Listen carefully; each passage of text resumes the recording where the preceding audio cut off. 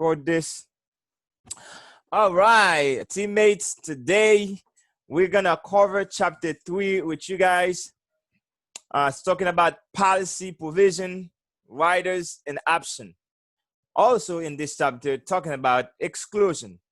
Okay, so now let me just give you a brief definition about those three before we get to business. When we're talking about policy, provision, okay, provision mean everything that's standard, what's already included into the policy. It doesn't matter which company you buy it from, it comes with it. For example, if you go buy a car, if somebody say a car, everybody know a car have 4 wheels. Even though there's some car that been customized, but a car designed for 4 wheels. If I say a motorcycle designed for 2 wheels. Even though there's some that's designed to get at least 1 wheel, 2 wheels, but that's customizing. So now that's what policy provision are. It's stuff that included in the policy, doesn't matter where you get it, it comes with every policies. What about riders? What is that? Riders is when you have the policy with all the provision, but you wanted to customize it. So now you wanted to customize it to make it better. Let's go back to the car. Let's say you have a car that have at least 4 wheels. But now you say, I don't want 4 wheels, I want 6. Now, don't you think it's gonna cost you more money to buy that car? You bet, you bet. Every car is supposed to have an AM and FM radio. They do not have to come with a CD player, by the way. That's a feature they just add for you. Okay? The car doesn't have to come with a GPS, neither. Or a DVD player. Those things, you add them. So now once you add those things into the car, you customize it. That's called riders. Those things, that stuff that's added. Without them, the car's still gonna work. So those called riders. So when people add those stuff into a policy, they customize it to make it better.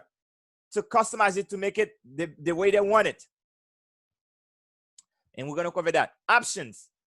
Option, what you put next to option, you put choices. Option means choices. So what are my choices?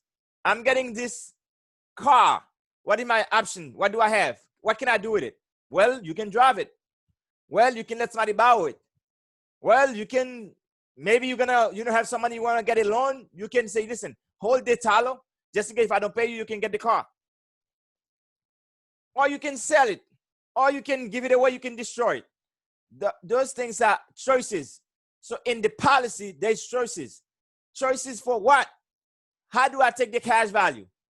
How do I take the death benefits? How do I get the dividend? Those are called choices, options. What are my options? In the next session, also in this session, even if it's not there, I'm going to cover it with you because this is based on Rhode Island. But all of them is the same way. So I'm going to make sure I cover both. It doesn't matter if you're in Rhode Island, you're in whatever you are, you'll be okay. All right. Exclusion is not in there, but exclusion means what's not covered. Well, same thing. When you go buy the car, they're going to tell you, hey, this car have warranty for 1 year. Or maybe you have as is, no warranty. So when that happens, teammates, that's called exclusion. What's not covered. Exclusion means what's not covered. So those are the things that you need to know to understand when it comes to this. So now, those 3 things is important. Now you got them. So let's dive in to this. I'm not going to have time to play video today. We're going to go straight. If you need those videos, go back to You Can Pass and you can watch those videos because they are just on point. All right. Now, I would explain them to you. If you want, I'm going to just go over them with you right now again. So to see, it does not make sense. Provision, they are characteristic of an insurance contract that are fairly universal from one policy to the next. Those mean, they're standard from one policy to the next. Universal. When something universal, wherever you go, is the same way. Just like that remote control. If it is a universal remote control, that's mean I can use it for any TV. So those things you find in any policies. Riders, they are added to the policy to modify the provision that already exists. So if they are added, once you add those things, then you customize it. That's when it costs more money. Let's say right now, I'm into this office. I'm doing this Zoom presentation. Now, because now I customize it, it's going to cost more money. Because you see right now, I can put a background in my back, and I can look nice, and then you can see it. I have different light, so it costs more money because I customize it. If I didn't do that, I could have just, you know what, I'm going to use one camera, no light. I don't care how dark it is. I'm good. But the fact that I want it to look better, I want it the way I want it, I customize my room, so I make it better. So it costs more money. I have to buy paint, all those good stuff. So those are stuff that you put in there to modify it.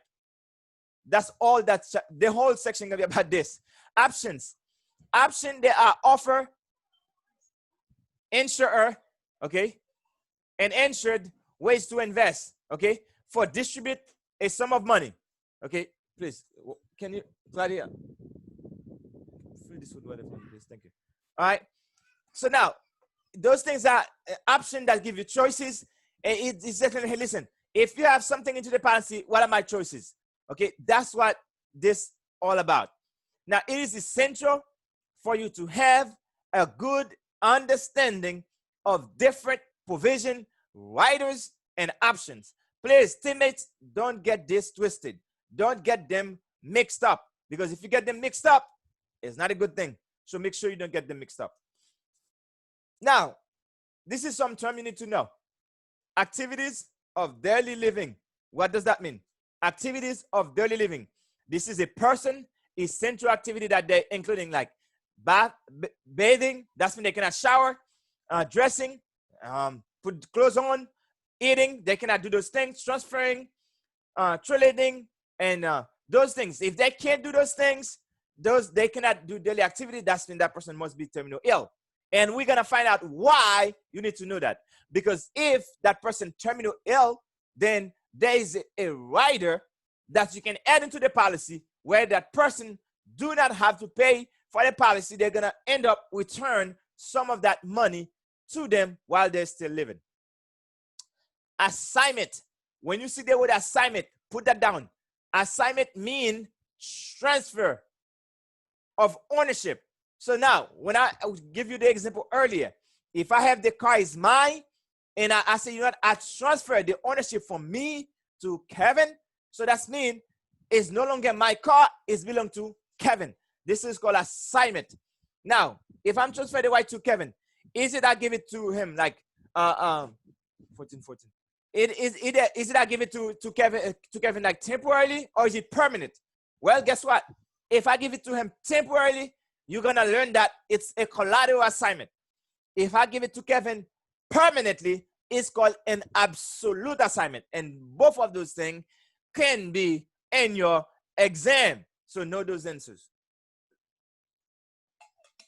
Now, if you are in the class with me on the first day, that was Saturday, if you were in the class, we explained consideration.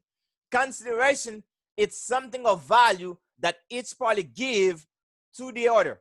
That's a binding force in a contract. So now, what does that mean? When you come in as an insured or as an applicant or proposed insured, so now your consideration is to pay your premium on time.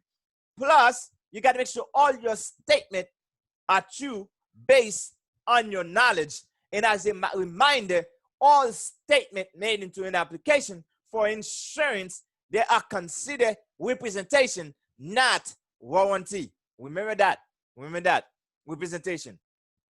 Now, what is the insurance? The insurance company says, listen, if you do those two things, you pay me my premium on time, your statement are true, I promise I will give you a paycheck. I'll give you a fat check. I'll deliver a death claim to your family. This is called consideration on the insurance company part. So if you do your part, I will do mine. But if you don't do your part as a client, the insurance company will not do their part. So know that that's what consideration means. Indemnity. When you see the word indemnity, is a principle of reimbursement. This is where you bring the person back to after the loss happened. Bring them back to the same condition or better before the loss or after the loss. All right? That's called indemnity. I'm going to indemnify you. So that's mean I'm going to make sure that I can bring it back just like it was after the loss happened. All right? Now, lump sum. Lump sum is mean all the money. That's an option you have. Okay, that's an option you're going to find that because lump sum, if you don't pick something, they're going to pay you a lump sum. That's when they give you, if you cover for $150,000, so that's when they're going to give you a paycheck for $150,000. That's called lump sum. All amount, the entire amount. Minor. Minor is a person that's under the legal age. Every state is different, but as of right now, what I can tell you based on what I know, in the state of Florida, anybody who's under 15 years old considered a minor. So that means if you are a minor, you cannot be a beneficiary into a policy, nor you cannot buy a policy on yourself because you are a minor.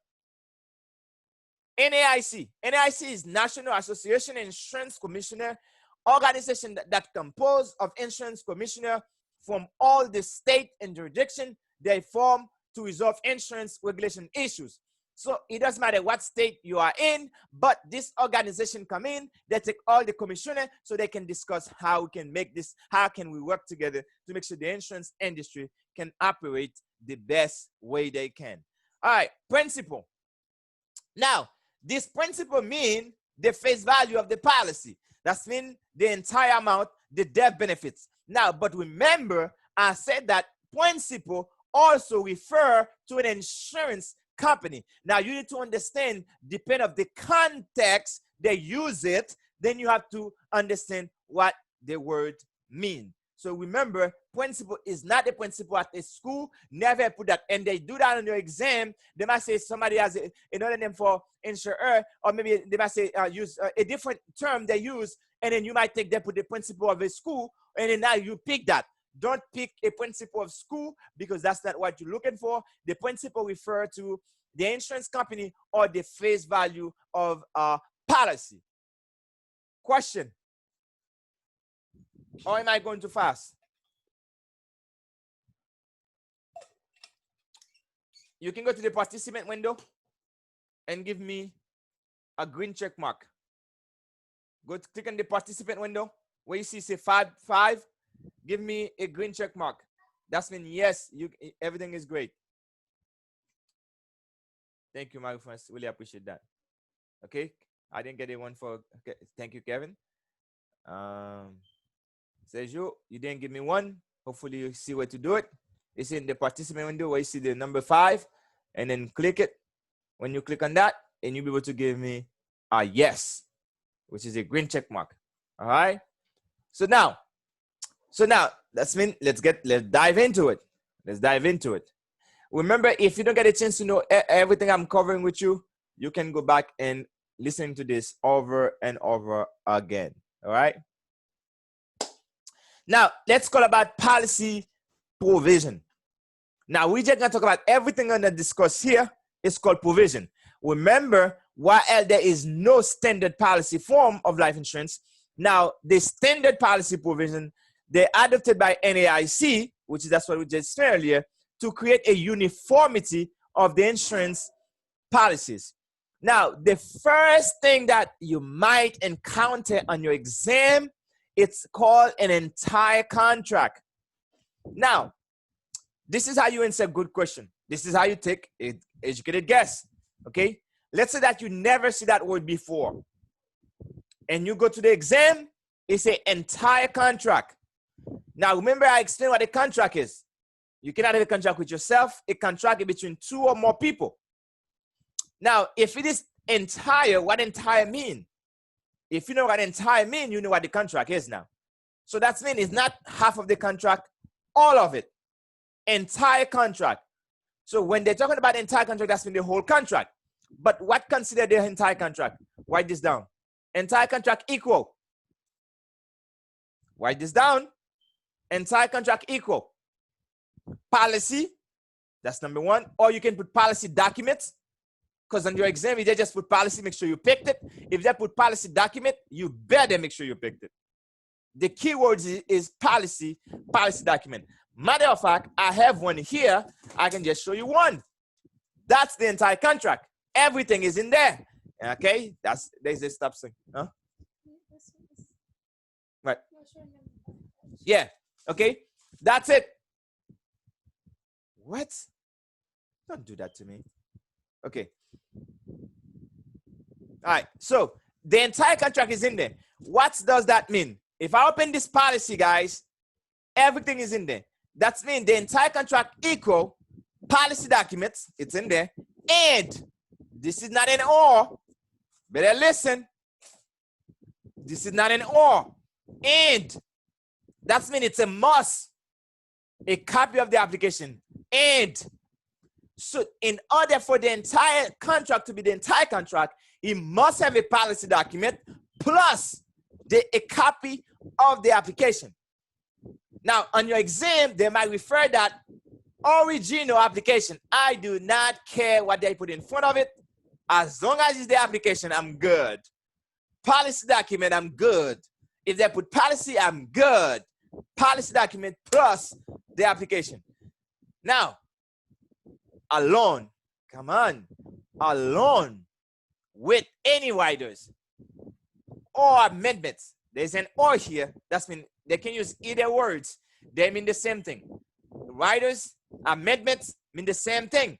So now, but now those are optional. A loan, that's mean if there is any, that's come part of it.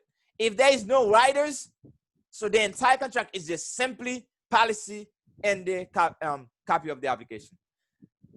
That's it for that one. I'll save you with this question. If you don't get it, tell me right now or hold your peace forever. Mike first, you got it? Say it again. Do you have it? You got it? No, repeat it for me, because I'm recording your conversation. You don't have to record me because I recorded for you. I want to make sure I have it, because next time you tell me you did, but you didn't. I mean, you have an error. No, right now, let's see. He's doing it. He's doing it now. I want to make sure he was doing it. But I'll go back to do the other session again anyway. It doesn't All matter. right. I will do the other session. But now, what I want you to do is take more notes. Take more notes and then write them down. Just like I told you, you don't need to do that whole mumbo jumbo here. Nobody have time for all this crap. It's great to have them there, but great. That's you to read it for FYI. But I'm just telling you how you can pass this exam. So that's what I'm preparing you guys for. So the entire contract equal, entire contract, it's a provision, okay? Equal a policy document, the policy, and a copy of the application along with any riders. That's when if there is any. If there is any riders, that's also included into the entire contract. They also refer the riders amendments. That's it for that. Oh, look, no this. Entire contract equal policy document plus this plus that. But if there is no riders, this is becoming optional.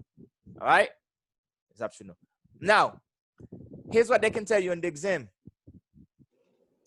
They can say that which of the following is part of the entire contract.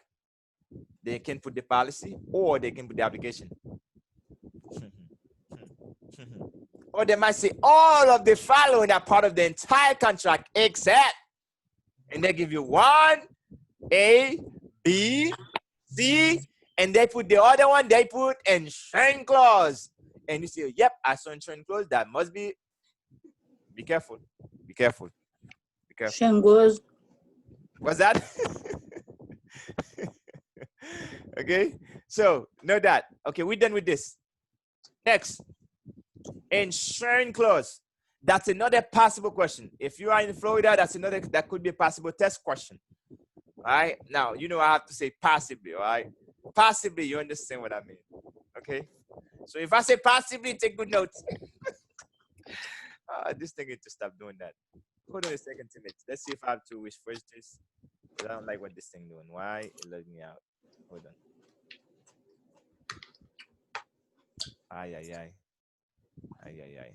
Okay, hold on. Let me pause this recording first. Resume. All right. So now let's continue. All right. Number 2, insuring clause. Possibly, like I said, could be on your exam. Possibly. I don't say that. Hey, take good notes. Let's say that if you take this part of the word out, okay? If you take this part, insuring, if you take, you see, if you take the first part right here out, if you take the INSU out, there's a word that's called rang. That's when it's a promise. So you know that. That's a promise. I get it right there for you. Bam. Okay? Insuring clause. That's the insuring agreement. So that's going to ensure what we're talking about. The contract. What is this thing saying?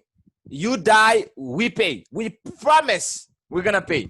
But the only way we're going to pay when we receive proof the person passed away. You better know that. The insurance clause saying that we promise we're going to pay. Remember this, the consideration is part of the insurance clause. Because inside the insurance clause, you're going to find this. Because if you don't pay your premium, you violate this, you're going to end up violating this. There's a promise here, but this promise here is only if you pay. But this promise here, as long as everything okay, we're going to deliver it, but we got to receive the proof the person actually dead. Because sometimes the people try to hide them. They say they die, but at the end of the day, they're hiding back home. Try to have a good life. But anyway, they might ask you where you would find this. You find it is located in the policy face. Now, let me just open this for you, because I think if you see it, you might have a better understanding. Let me open this policy, and I can show you this quickly.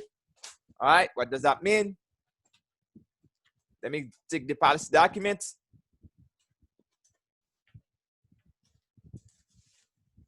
It's right here. Okay. That's the document estimate. That's the insurance clause. It's right up front of it. Let me tell you what it says. It said, we will pay the face amount in a lump sum to the beneficiary upon receive due proof that the insured died before the expiration date of this policy. That's the agreement. That's it. And you're going to see this signed by the secretary of the company and also the president. That's what that means. If you do have a policy, all the policy have that. And where you find it? In the first page. Do you see it? It's the first page on the policy document here. Look at that. It's the first page. That's why they say that. Where is it located? First page. But this is the entire contract. If I go in the back, here's the application at the end of the application. I mean, the form right here. The application is right here. That's the application. So you have to understand that. So this is the policy document. That's the application. When I put them together, that's the entire contract plus any writers that's in there. Hopefully you get that. All right. So I illustrate that for you. So hopefully you don't say, hey, man, RVP, I didn't get that. Or I'll go to the exam. If you miss that, man, you better not. Because if you miss that, I'm going to send you back taking the exam faster. Faster. Don't miss it. All right. So now we're done with this. I'll show it to you. And then it's that simple. Anybody have a question on that? Probably not. Probably not. Because we got to move along. We got to go fast so we can make sure we get this covered. Next thing, number 3. Now, possibly you can have that on your exam. Free look. Okay, let's break this word down again. Look mean what? Okay, look. Look. Look. All right. So now, what does free mean? Okay. I don't have to pay for anything. I can just look at it. So now what they're saying, you can look the policy for free. Okay? You can look at it for free. But this gonna be at least in here, I don't know for Rhode Island, but in this state of Florida, we got 14 days to look at this for free. Now, my friends, you can go check on your chapter to see how many days they give you guys. This one says this provision allows the policy owner to specify number of days from receipt to look over the policy, and for any reason, you can return it for a full refund. The key words, you can return it for a full refund of premium. So if they give you that free look period and it tell you when it starts, That's another test question you can have. Okay. Now, if you are in the state of Florida, 14 days. They give us 14 days to look at the policy for free. Excuse me. If you don't like it, for whatever reason, you can return it back to the insurance company or to the agent, and they will return you your money back. Full amount. They're not going to take anything, no fee or whatever. But you got 14 days to look at it for free. Now, when does that start? They might ask you that question. They could ask you a question like this. When does the free look begin? Well, it's begin if I don't have the policy. How would I look at it? So I need to have it. So once you have it, you have to deliver it. So once you deliver it, that's when it starts. That's when it starts. So it's begin. That's when that starts. So know those two part right here. 14 days, full refund, and it starts. That's the possible question. That's two test question they can ask you. Right there. Can you give me a few minutes? A few seconds. Few minutes. Something. To write something down? No, I'm going to do something for a minute. But Sandra said she's out. That's why she's not in. Okay. Give me a few minutes. I don't know if we can give you that much few minutes, girl. I mean, all right. Not just not. All right. Okay. So don't leave anymore. All right. Anyway, let's go back. Okay. Thank you. Number 4, consideration. I explained that also. In the consideration, remember, if you're going to take notes, that's why I'm saying take notes instead. If you can write them down, if you can write everything down, that's okay. Go back, listen to the thing, and then pause it and write the notes down. So you don't have to go to try to go crazy and study all that stuff. Okay? Now, both parties to the contract must provide something of value. When you see something of value, it means money. It means money. Something of value means money. It's nothing else but money or consideration in order for the contract to be valid. Something of value. So now, I have to give some money to collect some money. It's back and forth. When I give you some money, when it's time for me to collect insurance company, you better give me my money if I did give you my money. Does that make sense? It's an exchange. Money exchange for money. Except I give you less money to give me more money. All right. Now, in the consideration part, what I want you to know, there is 2 things that I want you to know. For you as the insured, okay, this is your consideration. This is your consideration right there. Bam. That's what you need to do. In order for us to consider you as a client, you better pay the premium and your statement made in the application must be true. Do you have high blood pressure? No, sir. Do you have prescription? No, sir. They better make sure they will. Okay? They don't have to be guaranteed. Okay? They don't have to be a guaranteed statement, but there must be your representation. Because remember, those statements, they are representation, believed to be true based on what you know, based on your knowledge. Based on your knowledge. Now, if those 2 is true, okay, if you respect those 2 things, now the consideration given by the insurer is this. They're going to pay in accordance to the term based on what the contract says. That's all you need to know. That's all you need to know. If you get this, don't confuse this with this. Don't confuse those 2. Okay? This is, I know I got to pay money. This has nothing to do with money given. This is just an agreement. You have nothing to do with money. But this is all you need to do with the money. Then when they're talking about the money, is right there. So consideration means money get involved. Money means to be paid somehow. Okay? Remember that. Now, if you pay the premium, for example, let's say I give you a scenario.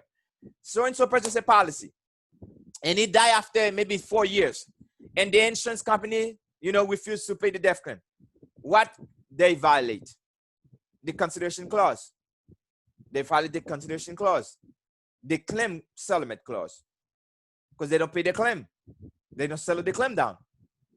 Okay? Same thing. When you don't make your payment, you don't pay the premium, guess what you violate? The consideration clause.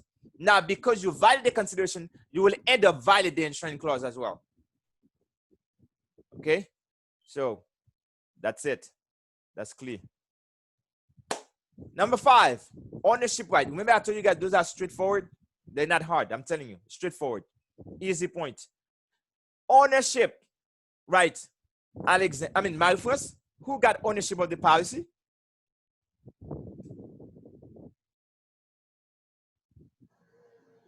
The people who paid for it. But how do you call that person? The owner? Yeah, but I know he's the owner, but there's something missing in front of it. I don't know. Policy? Policy what? Policy owner? Policy owner. Thank you, Kevin. Look at that. You see, it's just a teamwork. But guess what? On the exam, that'd be nice, Kevin. Listen, I'm gonna send you back to to Connecticut, or Alex. My first come down here in Florida, and you guys can take this at the same time. When Kevin missed the second part, and you give Kevin, hey, it's the owner, and you exchange it for the policy, and you guys mix together, and both of you gonna pass the exam. Bam. La la. Let's go to the part of the contract. I'm sorry. Okay. The policy contract is the policy owner. Who is the policy owner? Only and only the policy owner have ownership rights. If this is my car, I get to say how I want my car to drive. If you're driving my car, tell you, hey, do not go over 50 miles per hour. You better not. Because if you do, you will never get my car again, because you not respect my right. You violate my right because I tell you to do something, you're not doing it. Okay? So now, when you come to the policy, whoever owns the policy have all the rights. They can cancel the policy. They have to pay the premium. Okay? They can also take the cash value out. Okay? They also can do the assignment because they have the ownership right. They can also name the beneficiary, and they can change the beneficiary, and they can also assign the policy away. They can do all of that because they have all the rights. Remember, they pay the premium. So the policy owner entitled to the cash value. Policy owner are entitled to the cash value. Side note for you. Insurance company. The insurance company, the policy owner pay the premium to them. They issue the policy. Okay? They issue the policy, okay, to the policy owner. Now, pay the benefit to the beneficiary. Now, the policy owner pick who's the beneficiary. Now, they pay the premium. Now, the insurance company say, okay, whoever you name the beneficiary, gonna get the money, okay? Receive the benefits. Remember, the policy owner and the insured, they do not have to be the same person, okay? Because I can get a policy on Sister Jocelyn, and now I'm the policy owner. She's the client. Now, if something happened to her, whoever, maybe I might put myself as beneficiary too. I can be the owner, also the beneficiary. Or I can pick somebody else to be the beneficiary. But I'm paying the premium. Okay? So if Sister Jocelyn says she want to cancel the policy because she don't like me anymore, guess what? She can't cancel it because I'm the only one that can cancel it. But I need her consent in order to put the policy on her. Now, if I do that, the insurance company, okay, why would you put the policy on Sister Jocelyn? Because why? Are you guys husband and wife? Or are you son and daughter? What is the relationship? Are you guys business owner? Is she a creditor, a debtor to you? Or is she a key employee to you? Why would you put an insurance on her? I need to know the relationship here. We have insurable interest. And remember, before we say insurable interests have to exist at the time of the application, not after the loss. So remember that. Insurable interests must exist at the time of the application. Insurable interests also mean something of value. You must be in the possibility of losing some type of money. If it's not going to affect you money-wise, so you can't put the policy on that person. Done deal for that one. Let me cover this part with you. This right here, I think this is very important because you could find that in your exam. The policy owner have the responsibility of paying the policy premium, and is also the person who might have insurable interest in the insured, okay? At the time of the application for the insurance, when the owner and the insured are not the same person, the insurance arrangement is referred to as a third-party ownership. So when I give you the example, if I buy a policy on Sister Jocelyn, Now I'm the policy owner. She's the insured. That's considered third party. Because when it's third party, how many signature required? On chapter 1, that would be 3 signature. Now, if you was just me, I said, I'm going to get a policy on myself because I have insurable interest on myself. Now it's only going to be 2 signature, the agent and myself. Now, if it is third party ownership, it's going to require the agent, the policy owner, and the insured. Now, the beneficiary, do not sign anything. Go sit down and wait for your money. You can feel me? And you have nothing to say. Shh, silence. All right, let's go. Next. Policy assignment. Assignment. Remember, I say when you see the word assignment, transfer ownership. There is 2 ways you can transfer the ownership. It's either you give it away full, that's mean all of it, or you can give partial rights, half of it, or part of it. Now, I want you to get this. The assignment does not change the insured. The assignment does not change the insured. Okay? The assignment does not change the insured. When it's an absolute assignment, that's what that means. That's what that means. That's what you do.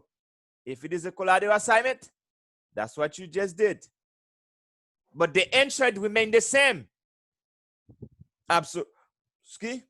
If you go in the test question and they ask you something about the assignment, okay, there's 2 possible answers. Find this keyword, transfer, transfer. Find that's the keyword. The keyword for assignment is transfer.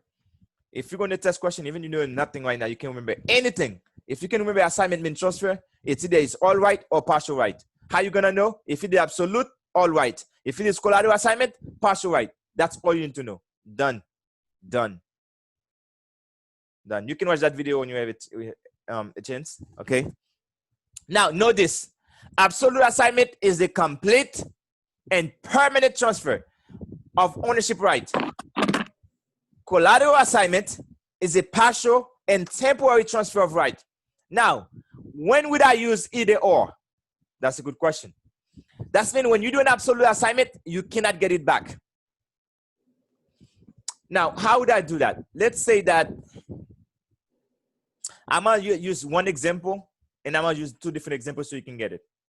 Remember when I said the car was mine. Let's say I let Kevin borrow it. And then it's because I let Kevin borrow the car because I owe Kevin some money. I owe Kevin $1,000. But Kevin keep coming asking me for the money. I said, Kevin, please, I don't have the money. Can you just wait for me? I'll give it to you, but bro, I just don't have the money. Now I become a debtor to Kevin. For how much money? $1,000.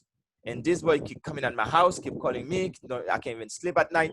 Bro, can you just understand I don't have the money? Man, I get to a point that, bro, listen, Kevin, you come me so many times. The only thing I have right now is a car. You can just, I'll give you the tallow. You can hold the car. If I cannot pay you, man, you get to keep the car. But if I pay you, guess what? If I pay Kevin, guess what happened? He have to do? Give me my damn tallow back in my car. That's called a collateral assignment. Because he need to collect his money, I don't have it, so we do a collateral assignment. So I give him the tallow as a guarantee. Hey, if I don't pay you, you get to keep the car. Even if I still have the car, as long as he have the tallow, he can go, hey, that was the deal. I signed paper for that, and then he can take me to court. I have to give him the car. Simple as that. It's collateral assignment. Okay? Now, what about if I say, Kevin, instead of, I owe you $1,000, the car is still in good shape, man. There's no way I'm going to find $1,000. You might as well just keep the car, man. I give it to you. You get the car. Period. I don't need it anymore, so I'll give you the full right.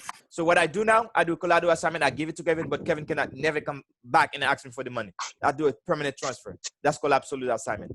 Does anybody have any question in that? Question?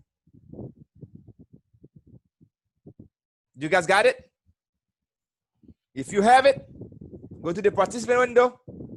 Just give me, you can click more, give me a little mug or give me a high five. Like that. If you got it. If you got that, welcome, Alex. Excuse me. Yes. Can you repeat the example for collateral again? All right. Let's say that you use the collateral assignment for debt. Just like when you use decreasing Okay. insurance for debt, you use collateral for debt. So let's say that if you owe anybody money, and then let's say like every time I go to a place, you try to buy something, a car, and they say, or maybe a house, they say, what do you have as collateral? Okay. That's what that means. What do you have if you can't pay, what do I have to take from you? Because you owe me money. If you can give me my money, I need to know how can I get my money from you. So you need to give me something. So if you have a car you pay for, if you don't pay for the car, you don't have the title, they ain't gonna do that. Tell you that. You're not gonna say, well, listen, I have this car, is a loan. No, we don't take a loan with a loan. They don't do that. That's why if you owe a credit card, you cannot pay a credit card without a credit card. You cannot pay your mortgage with a credit card. They're not gonna allow you to do that. That's debt for debt. It don't work. They ain't gonna do that. Other than that, everybody will be debt free right now. They'll say, hey, listen, man, I'm just gonna pay my house off, and after that, I'm gonna find the bankruptcy, baby, and I got you. API. It ain't gonna happen. Okay. Now, absolute assignment is the same thing. I owe Kevin the $1,000. I said, listen, Kevin, can I give you the money? Is it okay for you to just get the car? I'm gonna give you the title. I'm gonna sign it for you. You are transferred the full right. Now this car is yours. You have nothing to do with me. I do an absolute assignment. I cannot get it back. Even if I want to, I can't because I already signed the title away. It's no longer my car. It's for Kevin now because I already signed it to him. That's the absolute assignment. You cannot get it back. Collateral assignment, you can. Once you pay Kevin the $1,000, hey, I don't owe you no more, bro. Give me my car. Kevin can't say he ain't gonna give me my money. I'm in my car. I'm done with you. Give me my title, man. So if I have to take Kevin to court, he's gonna have to be responsible to those court fee because I'm still gonna win because he need to give me my title. So Kevin, hey, we don't want to make any more disaster, but give me my money. Give me my car. All right. So hopefully that's help you out. Absolute, you transfer full ownership. Okay, transfer full ownership. You cannot get it back. Collateral assignment, you do partial. It's only temporarily because you owe. Once you pay everything, that's it. You get everything back. So that's when you can use the policy as a collateral assignment because this policy is so important. It's asset. So if you're going to buy a house, you can use it. Listen, if they say, well, listen, you don't have enough credit. Your credit is not good. What do you have in collateral as far as asset? Well, the only thing I own nothing, bro. The only thing I have is a policy. It's covering me for $250,000. So this house only $150,000. Listen, I'm gonna assign this policy to you for the next 30 years. God forbid I don't pay you. You can collect the money from this in case I die in the next 30 years. But once I'm done paying the mortgage, excuse me. By the time who's gonna pay the premium? You pay. Okay. You're gonna pay. You're gonna pay that. So because if you die, I thought the person who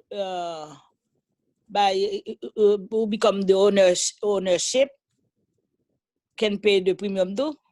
No, they're not gonna make you do that because what they're gonna do, actually, they want to make sure you pay that. They're gonna make sure you pay that. It's the same thing. Don't you see what they do when you go buy a house, for example? If you buy a house before, guys, don't you see what they do? They put a collateral assignment in your home. What is it? You call insurance, homeowner insurance.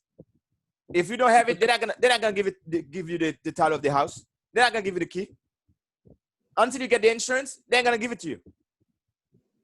Okay. Because just in case if you die or if you default, you cannot pay. You think they want to lose their money? The investor don't want to lose money. So they're going to make sure if you don't pay, hey, we have some insurance. Hey, hey, listen, you can write this loan down. Go ahead and do that. All right? Okay. Any question? Does that help you out? Yeah. Anybody else? You good? I can move? I got to keep moving. We can move. All right. Thank you. You're welcome. Next thing is beneficiary. Well, all what we cover here is still provision. You're going to find them in any policies, any companies, okay? We're still on provision. We don't touch any riders yet. When I get there, I'll let you know. Beneficiary. Well, the designation, that's the beneficiary. I would tell you, who's that? That's the happiest person. That's the happiest person in the funeral. They're the one that's going to receive the money. That's what my friends didn't like it. I mean, I remember I was doing a class with a couple. They were husband and wife. It was so funny. And when we were start explaining the irrevocable beneficiary, I'm gonna explain to you soon. Man, those two men, they were something. I said, guys, it's okay, man. Just relax. Just relax. Just relax. I don't know who wanna be the irrevocable beneficiary, but whatever. But it was like that. But the beneficiary is the happiest person in the funeral, by the way. Even though you see they're crying, man, you living for we, but you did a good job. You did a good job. Yeah, the money is coming. Okay? Wait, Alex, I'm not gonna put no beneficiary on my thing. Well, oh no. Well, listen, if you now don't, you know what I want to do now, Ernst? I want to put myself as the beneficiary, and when I die, I just reincarnate myself. I love it. I love it. I love it. I love it. Listen, when you don't have a beneficiary, they say it's okay. You can say the policy. You don't have to put the beneficiary because, hey, listen, we have so many people. Oh man, we love those type of money.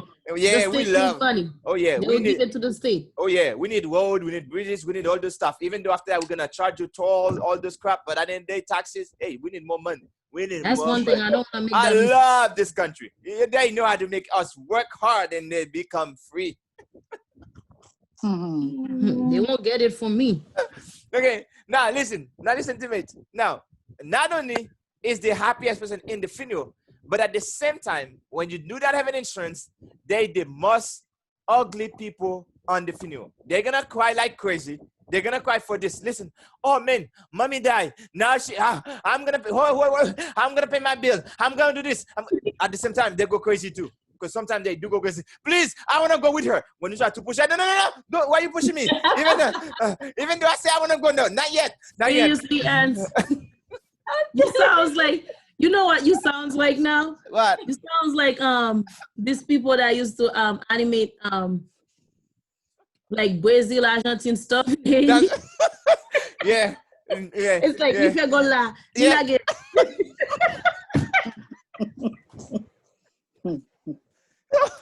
That's exactly how you sound. Hey, guys, go with mama. I'm busy. Okay, but listen. The reason I gotta make this thing fun because I just have so much fun on this. Hold on, my coach is calling. Coach, I don't know. I'm in a review with like 5 people here, 6 people on a class. So can I call you maybe after, or is it something quick? Okay, it is very quick. Oh yeah, I did that. Okay, thank you. For the BI, make sure Beyonce did that. Okay. All right, so sorry, that was my coach calling. So hey, the big boss called me. This guy making $600,000. If I don't pick up, he might give me a write up. But anyway, so let's go back. let's go back to it. So listen to me. Listen, when that happened to me, when you go, that's why you see when you go, there's 2 different things you're gonna notice. When you go to African American funeral, you see more people crying. Especially when you go to Haitian funeral, that's even worse. Okay? So we need to take care of that, man. We're not doing a good job in that at all. Okay? When you go to the Jewish people funeral, they don't cry. The Jewish people understand what insurance means. They know it's one way to create wealth to our family. Now, we know people die every day. They can kill us. We can die by accident. You name it. So somebody can just see us. They don't like us. They boom, you done. But at the same time, if that happened, that was not your kid's fault that happened. If you have an accident, then you pass away. Just like I have a friend that just died into a motorcycle accident. That was not the daughter's fault. The daughter probably like maybe maybe under 4 years old. That was not her fault. The dad passed away. But now imagine how she's gonna be now. Now the father is not there. But you see, if that person did have a policy, even the daughter doesn't understand. But now that money could come, that would take care, at least create wealth for her for the next 18 years. By the time she gets to 18, she will be a millionaire by that time. That's how you create wealth for your family. But when you do, your family really in trouble. Really in trouble. Okay? Really in trouble. So that's why you got to make sure you're taking care of that. Now, the other thing you need to understand, note, minor cannot be beneficiary. Just know that. A minor cannot be beneficiary. If you want to pass the exam, know that. Okay? In the real world, there's a little different. The twist is a little bit different. But if you want to pass the exam, if they say all of the following can be beneficiary except, you better make sure you don't, minor is not a beneficiary. You better make sure you get that. Okay? I have a question though. Yes. When they said a minor, let's say, for example, I put my daughter as my beneficiary now. And, I know, God forbid, which is I am not, I'm gonna die at 150.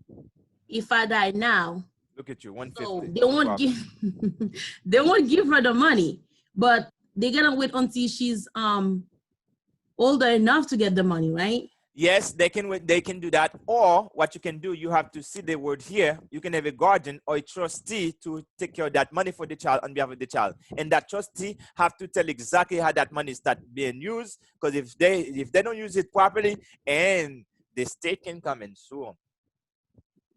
It's no joke. It's no joke. I think it's better you know. That's why people, when you know the rule, you just follow the rule, everything will be okay. Yeah, I thought like they won't give the money. I thought it's like they won't give the money to a minor, but you can put a minor as a beneficiary. You can still put them as a beneficiary. That's for the person the exam.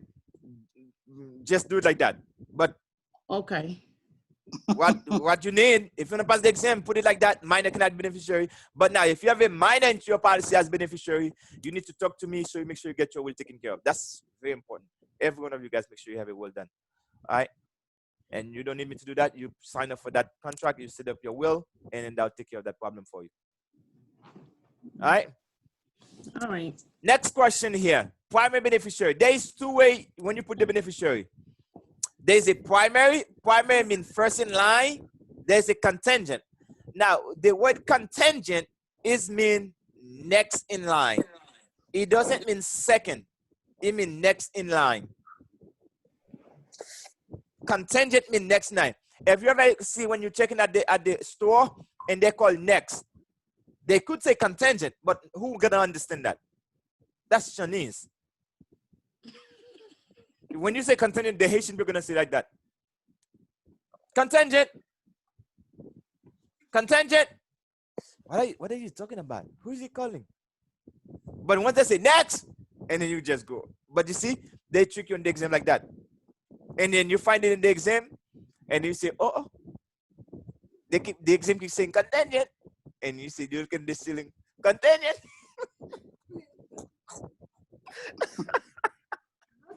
I'm sorry.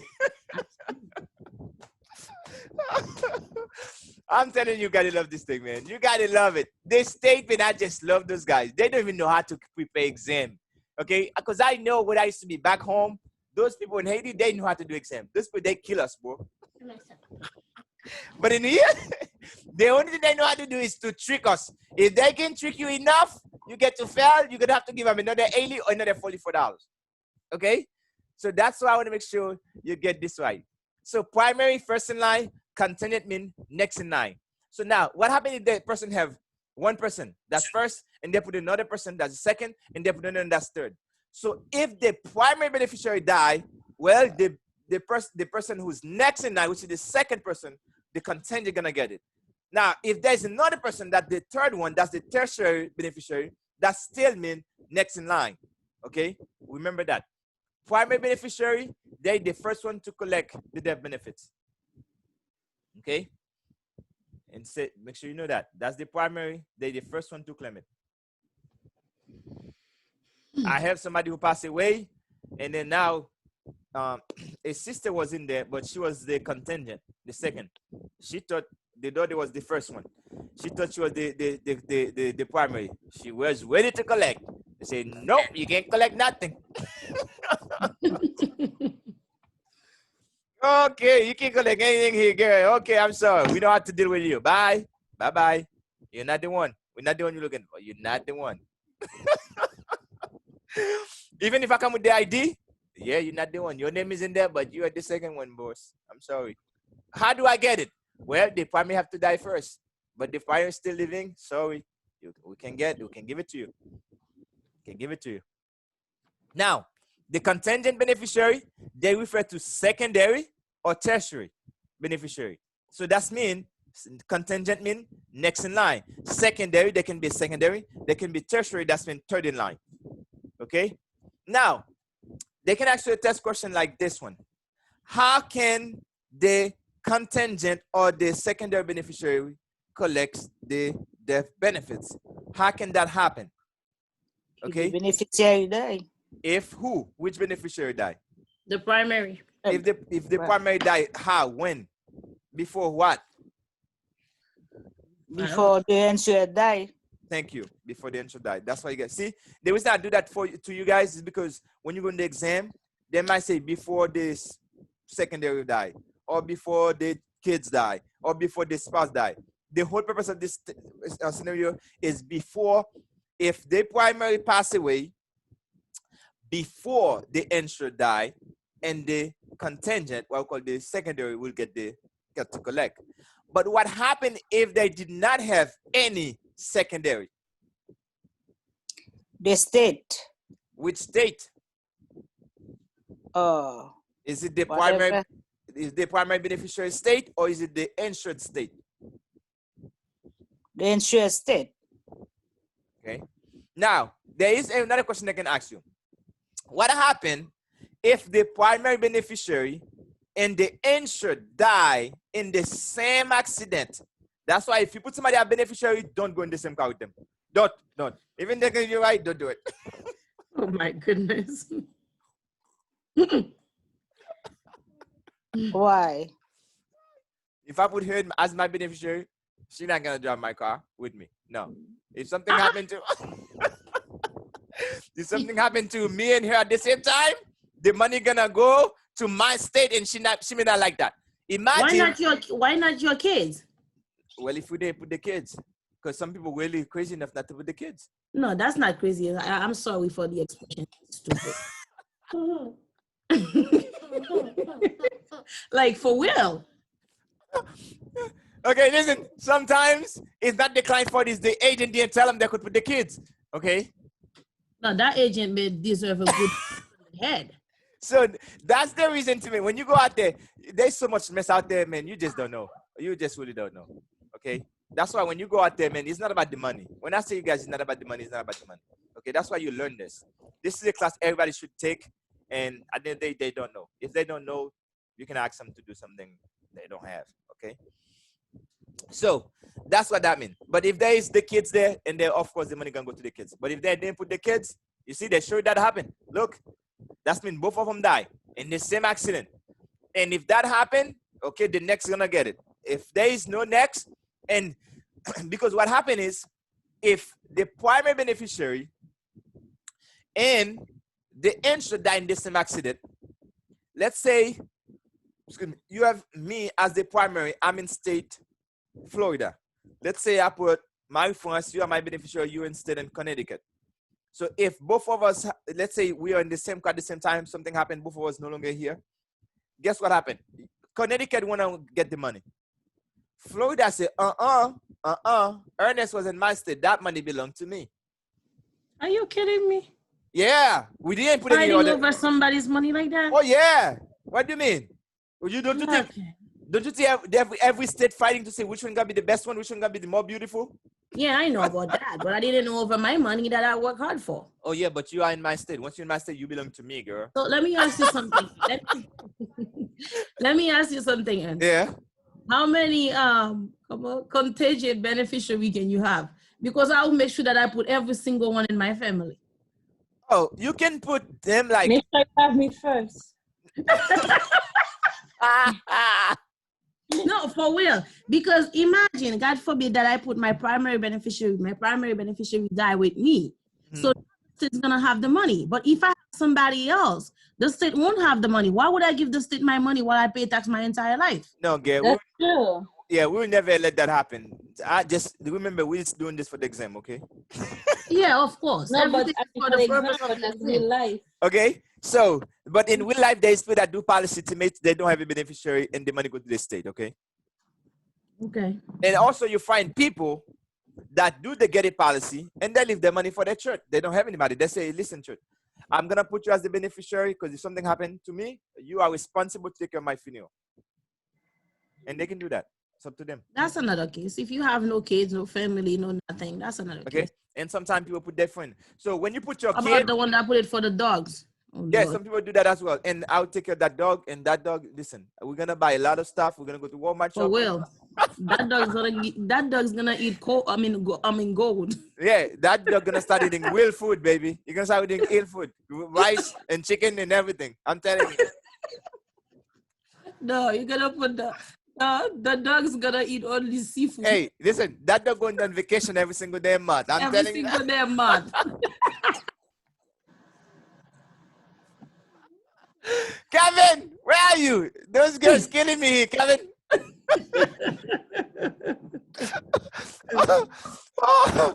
Oh man, listen to me. We just gotta have fun, but we gotta get to this thing, okay? If we keep having jokes, we're not gonna get to this. I'm telling you.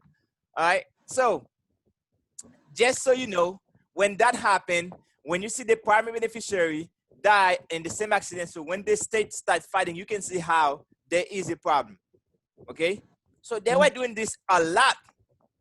So therefore, regulation get involved because they were fighting too good, and that case never get resolved. They have good lawyers. They say, listen, guys, instead of we keep fighting about this money like that, we're gonna change this law. Okay.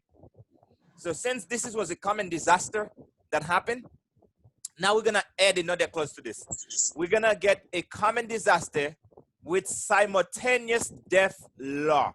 So now what they do, they add an extra layer of law into this. They say if the primary beneficiary die in the same accident with the insured, but now if the primary beneficiary die, let's say 15 days or 30 days, whatever what the state says, okay, every state have their own rule. If they die after maybe 30 days after the insured die, we're gonna determine the money gonna go to the primary beneficiary state.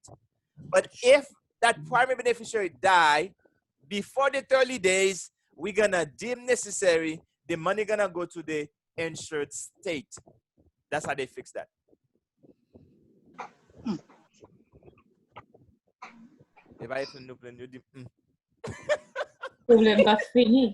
That's me. Okay. Okay. Sorry. Now look, know this. If no beneficiary is named, policy proceed go to the insured state. Okay. So primary beneficiary first in the NEF claim category, and they continue get it next. Okay. Now you're gonna see them here. You see, I told you they there. Okay. So I told you that's the common disaster. Okay. Now you see, so your state probably give you 14 to that's the days. Okay. They have to outlive the beneficiary. Now what you need to make sure, tell the doctor, leave the primary beneficiary. This state should tell the doctor, leave the primary beneficiary in life support for 14 damn days so I can collect that money.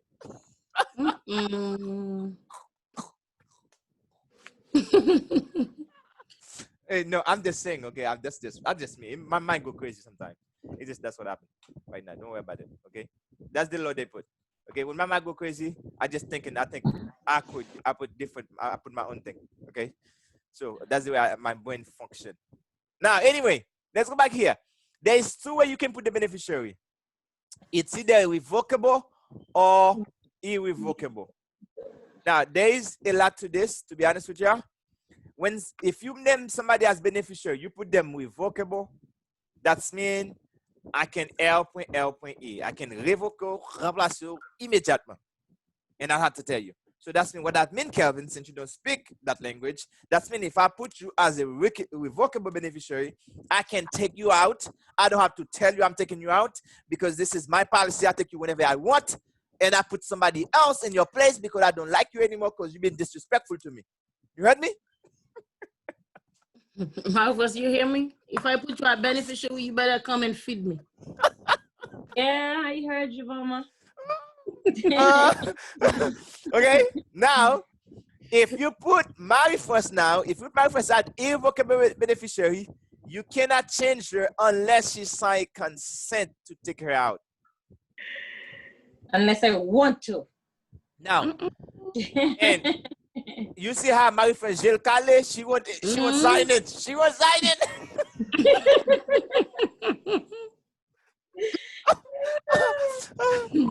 Sergio said, Yes. Sergio, where if you I can understand if I'm revocable, I need the beneficiary consent. yes, To that's this one. That's this one. Irrevocable, you need the beneficiary consent. Okay. Now you don't just need the consent just for that because you're gonna change them. You need their consent for the cash value too. If you're gonna bow against your money, wait a minute. Wait. You're gonna bow? Even though you're the policy, you're gonna bow for my money? The policy owner cannot bow against the policy. Oh. Look at that. So wait. With that being said, does that mean like I'm the policy owner that I can borrow money from this thing? No, you can't. If you put me as an irrevocable beneficiary, Alex. What the heck? I need to give you my thing. Is that? Yeah. Okay. That's crazy. Now, listen to this. If you do that, okay, if you put me as an irrevocable beneficiary and you do have cash value into that policy, you cannot borrow from the policy unless I sign the consent to allow you to borrow even though it's your policy. Because what happened, okay, now listen to me. What happened, Jesus. okay, listen to me now. What happened if you don't pay the loan back? So now I'm end up losing money from the money I was supposed to receive. So but that was never your damn money. Hello. But yeah, you put me as the beneficiary, so now it's mine. I need it and I need it all. That's how you can kill me too? What's that? That's how you can kill me too? Yes, I do that. Let me ask you something. Does the agent really know all that to tell the customer? Okay, no, that's for the purpose of the test. That's not how we do that. Okay. For the purpose of the test. That's for la gallery. Okay.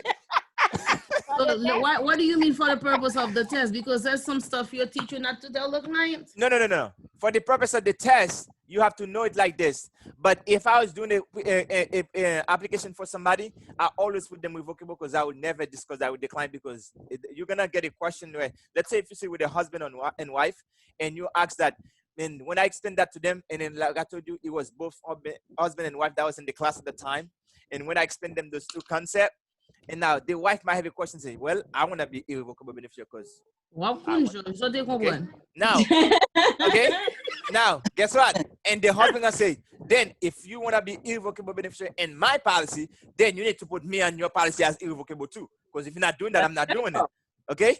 Now, you can see how this is gonna have a problem. And now, because of their ignorance, because of just that little simple problem, they end up getting no life insurance and they die, leave their kids hanging with no coverage because of that. It's not fair. So in that sense, everybody go revocable. That's it. Case closed. Okay? That's how you do it. All right? So now let's continue with that. So I already explained this to you guys about the common disaster. With the uniform simultaneous death law, that's when you have to outlive the primary beneficiary. You have to outlive that, because if you don't do it that way, if you don't do it that way, then that's where the problem is. And then you can see now the only video I will play for you. Let me just play that one for you because that's the only video I want to play for you here. This one is not bad to play. All right. Mike was the insured in a life policy. He named his wife Margaret as his primary beneficiary and his son Jake as his contingent beneficiary. When Mike and Margaret got in a terrible car accident, he died immediately, but Margaret died 4 days later from her injuries from the same accident. If Mike had the common disaster clause on his policy, the death benefit would be paid to Jake, as if Margaret, the primary beneficiary, had died before Mike, the insured. Okay. So that was a simple video, so you guys can see it. I have a question, Ernst. Let's say you have example 5 kids. and you have a life insurance, would you be able to put all 5 as beneficiary, like all of them with the same how could I say that? Percentage. Yeah. Yes, ma'am. Okay. Everything you want in your policy, you can do it because you are the owner. So the only thing you have to do is talk to the agent, and they will be able to do everything for you. Because sometimes well, like I told you, the client doesn't know. Not everybody gonna go out there do the right thing. I'm telling you. That's why you come here. That's why when we say make do what's right 100% of the time, that's what that means. We make sure we take care of the client like it was our own policy. So don't never go take advantage. That's why if you really want to see me get mad with you, start taking advantage of people. See how I would get mad with you. Seriously. And I will fire you quickly than you think. Even though you see I say they cannot fire you, but in that sense, I will fire you. So don't do it. Got it? Yes, sir.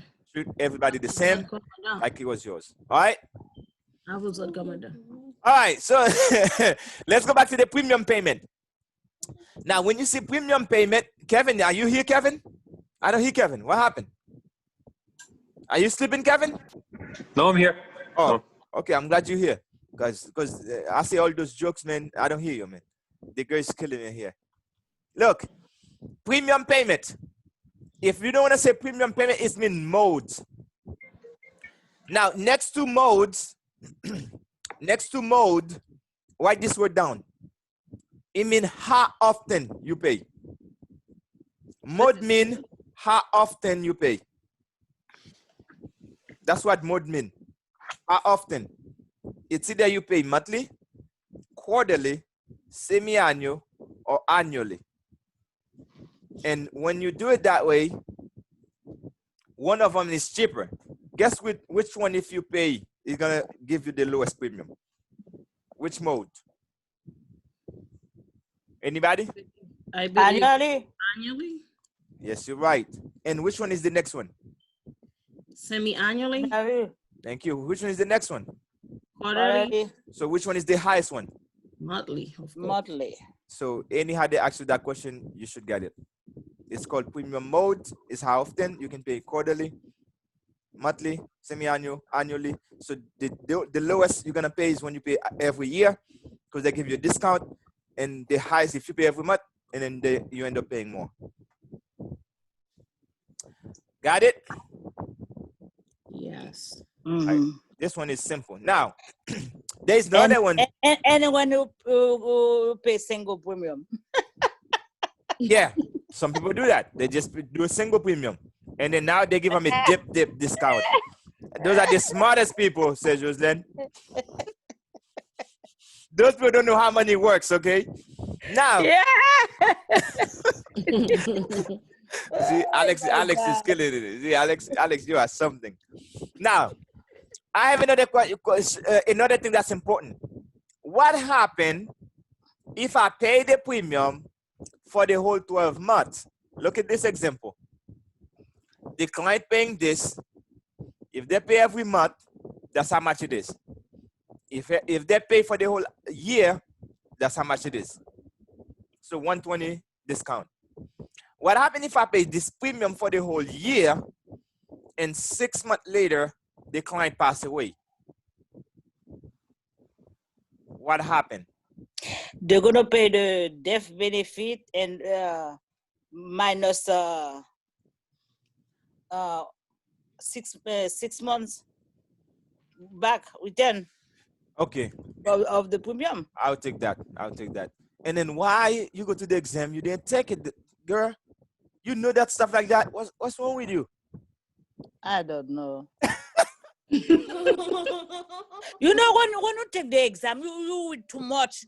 They make you confused. One question got four Right answer.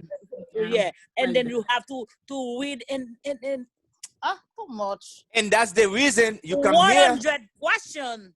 Yes, and that's why when you come to the class, I give you the keywords. When they put all that information, is to confuse you. So you don't need, there is information that put in there, you don't need it at all. They just throw it up there for no reason. And when you read 60 questions, you are tired. don't know it. Let me show you an example. Let me show I know exactly what you're talking about. let me show you something, guys. Let me show you something here. Let's say you go in a test, and let's say this client pay the premium annually, but the monthly premium is 110. So which one, if they put the number that's for the annual, and they put the 110 as well, you really need to know about the 110? No, you don't. But they put in there just to confuse you. But they say if the client pay annually, but if they pay 110 for every month, so for the 12 months, you're gonna end up paying 1,300. Do I care about this information? I don't care. They say you pay annually. That's all I need. I'm gonna put this answer. So what they're doing, they try to confuse you. Now, any premium that's not being earned, they have to refund them back to you. Yeah. Okay? That's what Sister Jen saying, and that was a good one. Grace period. Let's say you go to the exam, you find this word. Some people say, well, I never see a grace period anywhere. What does that mean? What does that mean? Well, here's what they're saying. Grace means 30 days. free, So, okay? Period is a period of time. So they give you usually 30 to 31 days, which means 1 month. They put that in there. So what does that mean? They give you 1 month. If you don't pay the policy, you still have coverage. But if you die during that 30, 31 days, we're going to take some of that money back because you owe us 1 month. What is the purpose of it? You need to know the purpose. Is the purpose of it. to avoid the policy lapse. Okay, right there. And you also need to know the next section here. What happened if you die? That's how much question they can ask you from this. Sometimes many people say, you know what? Well, RVP, you say the grace period could have been the exam, but we went there. They didn't ask us grace period. They're not gonna ask you what is the grace period is. They won't ask that. That's not a baby test, guys.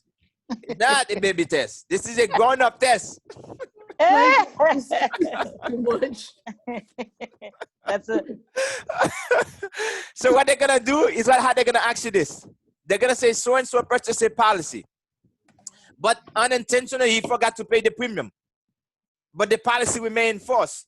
What caused that to happen? the grace period. Okay. Yeah, and that's why when they say, well, I didn't see the RVP. I didn't see it. I searched everywhere for that grace period. I was waiting for it. I was waiting for that 31 days, baby. That 30 days, I know it by heart. Okay? Okay, and sometimes they might say like that, oh, so-and-so take an extended vacation, but he forgot to pay the premium like 14 days later, the policy still remain in force. Why caused that to happen?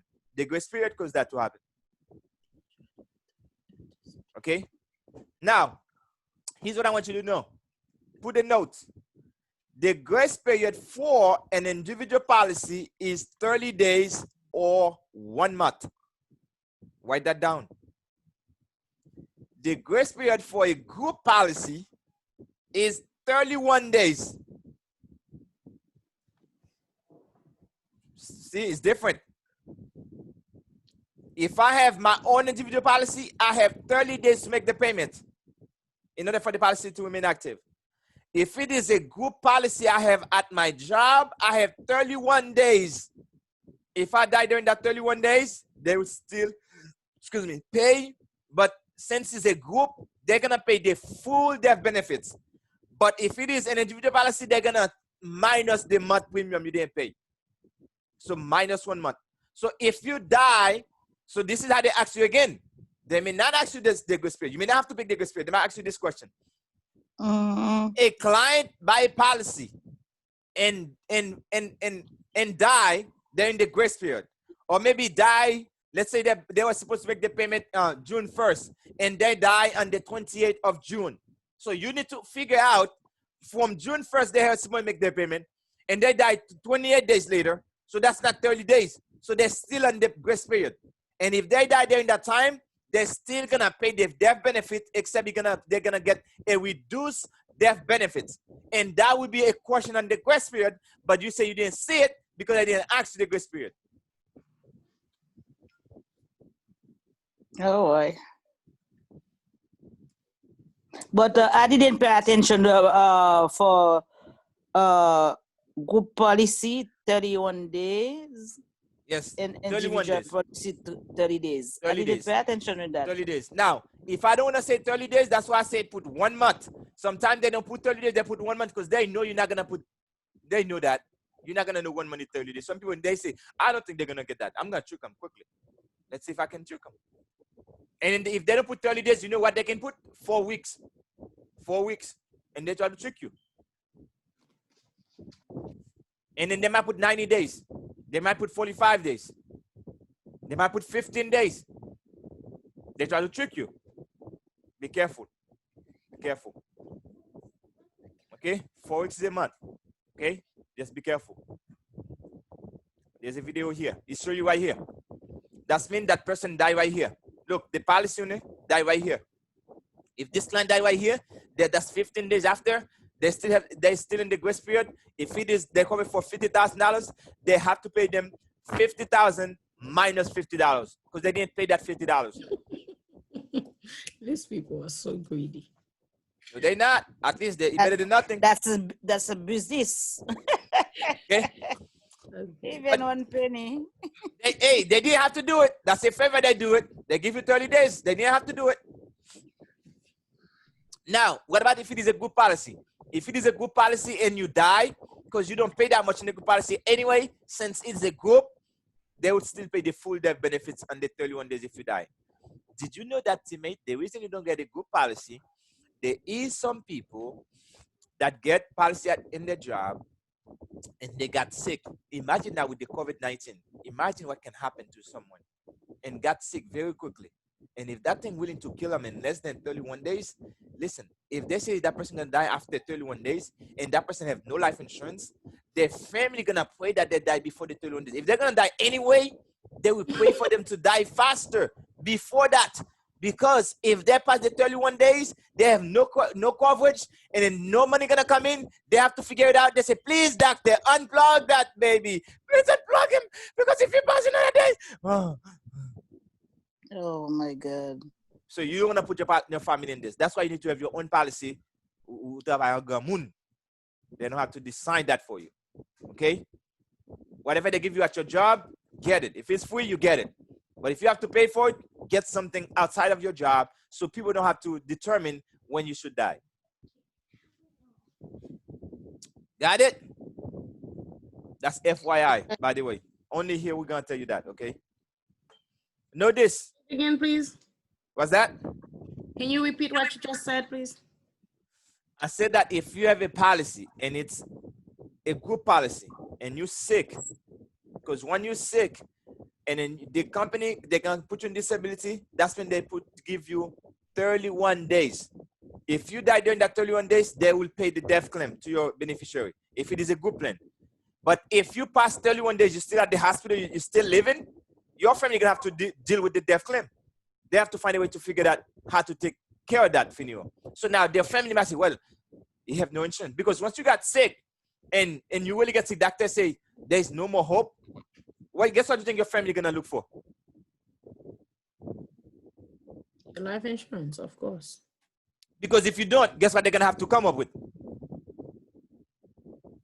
Their own money. The money. Now, when they find out you only have a group insurance and you're gonna expire after 31 days, guess what they're gonna encourage the doctor to do? Unplug that damn machine. Either Yes. way. Let her live, because she ain't gonna live a few days, not gonna kill. It's okay. Let her go. Rest in peace. But listen to me. That's why we tell people, hey, we don't say don't get group insurance. If it is for free, take it, man. Whatever is free, you take it. Now, grace period protect policyholders from losing insurance coverage if they are late on a premium payment. All right, know that. But you know, I'm exaggerating the thing anyway, so whatever. I think I can make it fun with this. How do you make the premium? There's two ways you have the premium. It's either the premium is level or flexible. This question is for Sister Jocelyn. Which type of policy gonna give me flexible premium? Universal.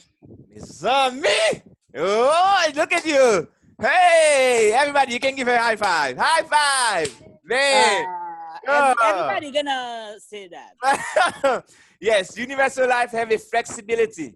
See, that's the big word, flexibility. When you see universal life, flexibility, also partial surrender, surrender charge, that's what that is.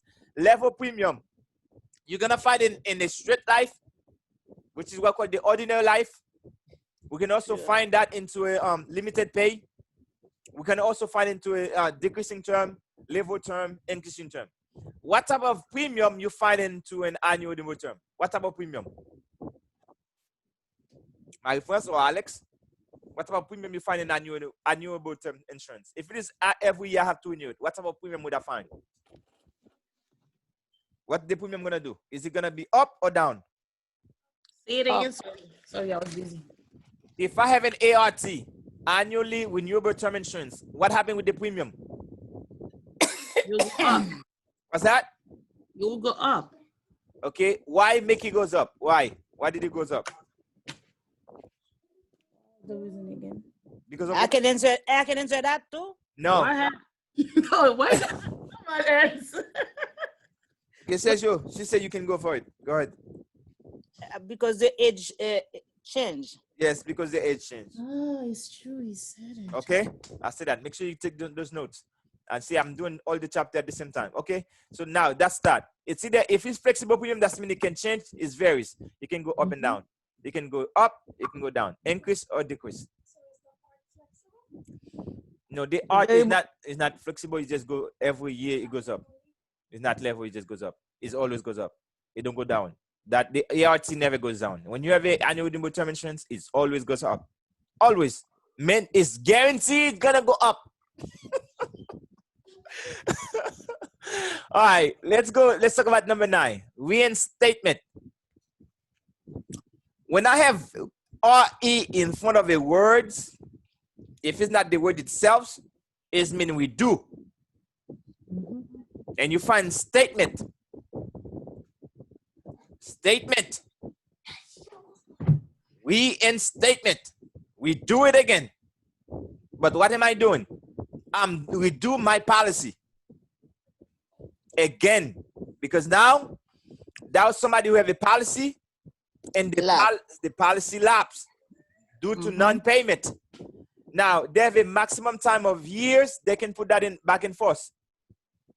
Okay, know that the maximum limit is 3 years.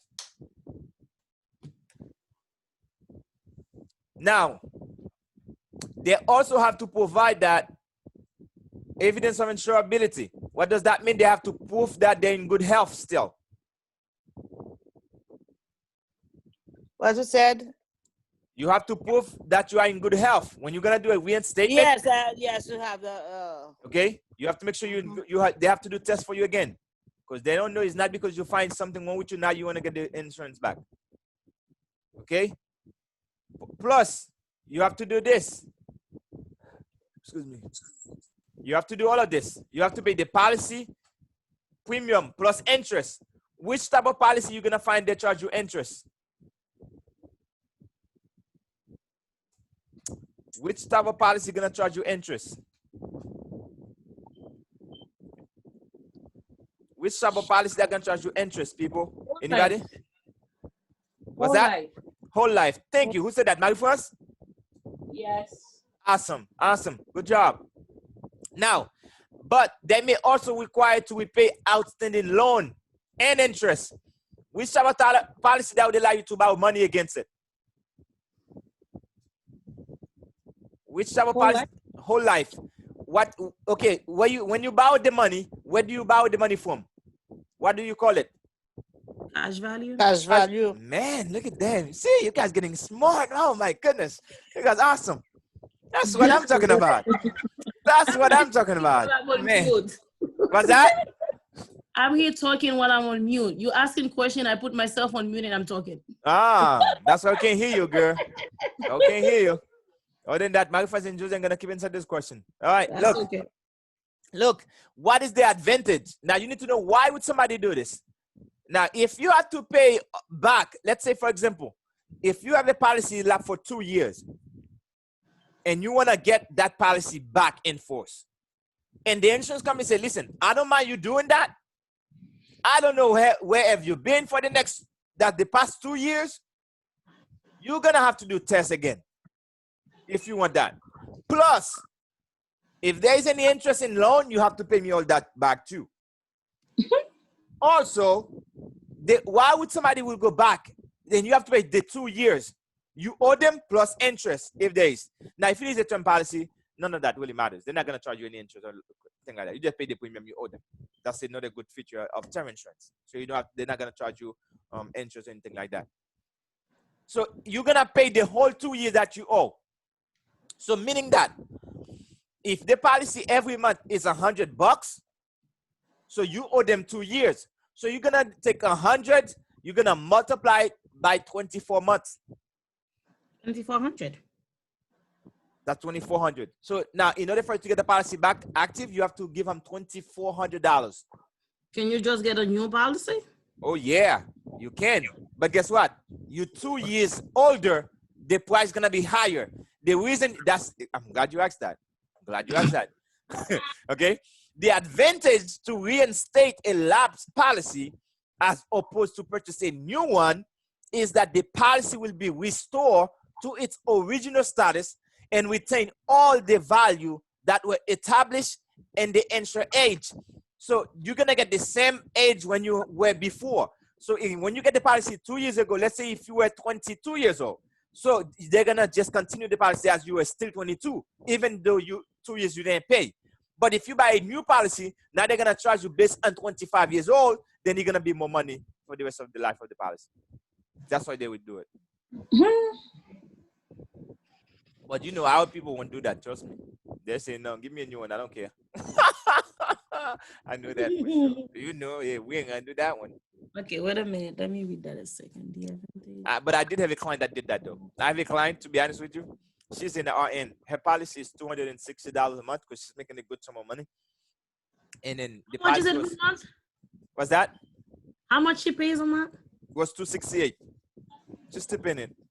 And she covered for $260. She's making like close to 5,000. I think 5,000 or more. She covered for $500,000 policy, and she a little bit older, like probably on her 40 and up. So it's not that much money with it for that price. And the policy was up for a good, like I think 6 months or 9 months.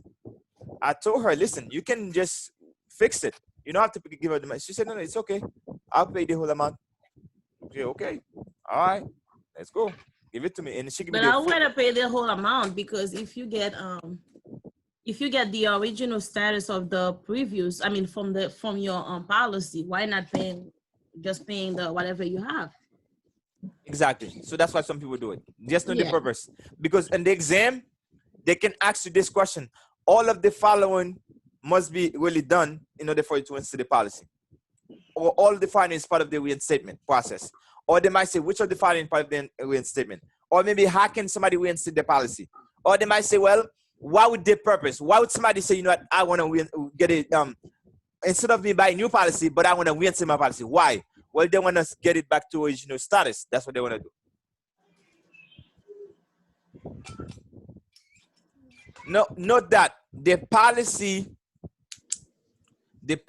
has been surrendered, cannot be reinstated. So if you surrender the policy, that's a big no. Okay. Surrender mean what? If you say that, okay, you cancel the policy at that point. Now that's when you cancel it.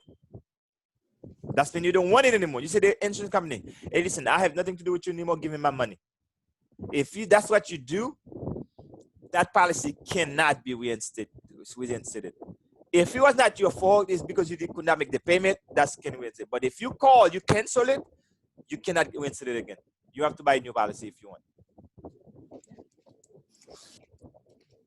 Now, another question that could happen on this, okay, is they might tell you all of the following are reinstatement, but you do not have to pay the next year premium in advance. You don't have to pay the next premium that's coming up. The next year, you don't have to pay it in advance. You don't have to. You just got to pay them exactly what you owe them in the policy. Then you can continue to pay them every month, or the following year, whatever. But you don't have to pay them in advance for the next year. That's where they trick you. They trick you with that one. Don't pick that. The next question here, incontestability.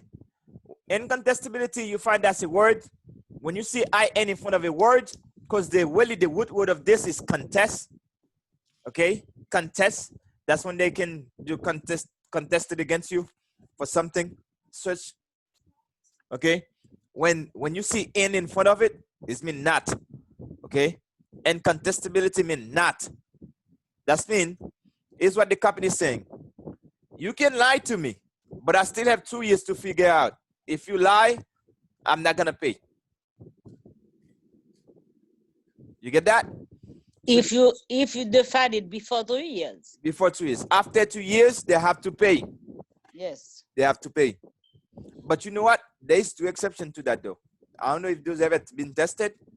There is 2 exceptions that never apply to. That 2 years always there no matter what. There is 2 exceptions to that. Really? Yes, ma'am. They don't test you on that, probably not anymore, but if it does come up, make sure I did mention that to you. You cannot get a policy on somebody because you intend to kill them. That's intent to murder. If you ever go, Yes, that's true.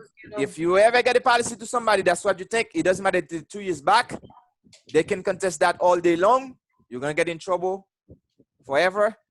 Yeah, if they find you killed that person. Yep, you're gonna get jail sentence. You're gonna have to return the money. You're gonna charge you a lot. You're only gonna have a nightmare. So never get a policy for intent to murder somebody.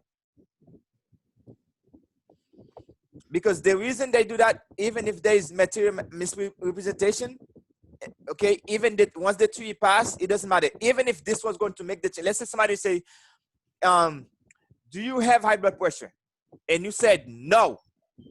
And but you know you have high blood pressure. And the insurance company give you the coverage, and which is this could deny the coverage if they want to, and that's material. Okay. Now, if the 2 years pass and the high blood pressure kill you, they better pay.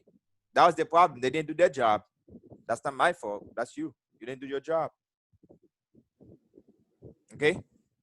But if you get the policy because you intend to kill somebody, that ain't gonna happen. That's not that 2 years not happen.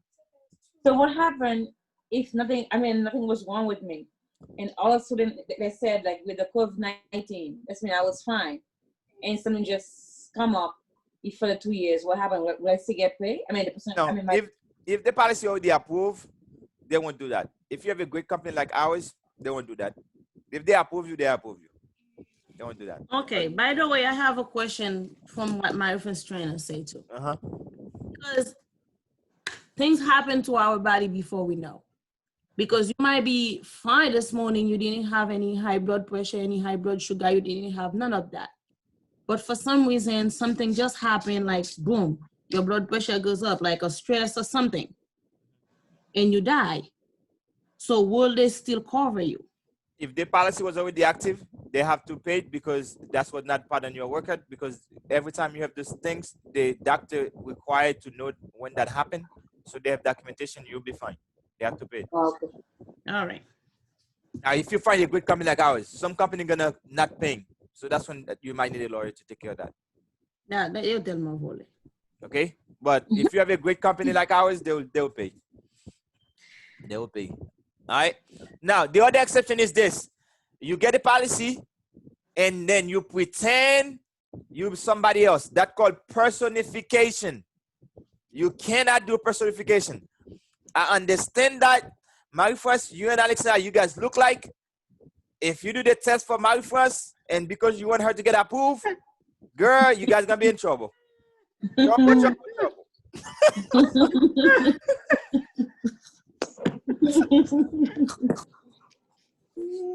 I don't know all that's gonna happen here.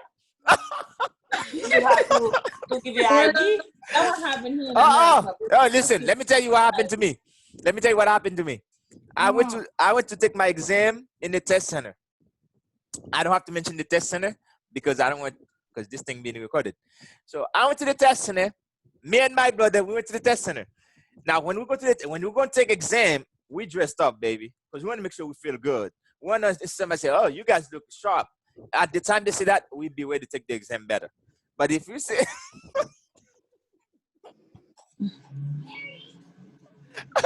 so my brother have I think it was a green shirt that he got on, and today I have mine was either in orange.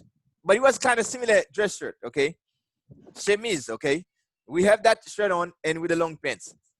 And me and my brother, we look like. So I went to the test center first. That was back in February 23rd of 2013, okay? This is not making up. I'm serious, okay? Then when I went inside, and I took my exam to do my little thing, then I went outside. Excuse me. So I didn't take the exam yet because I go back out. And because I was waiting for my brother to come in. So when my brother come in, so he went inside to go check to make sure that he knows, hey, I'm come take an exam too. Guess what the lady says? You already changed?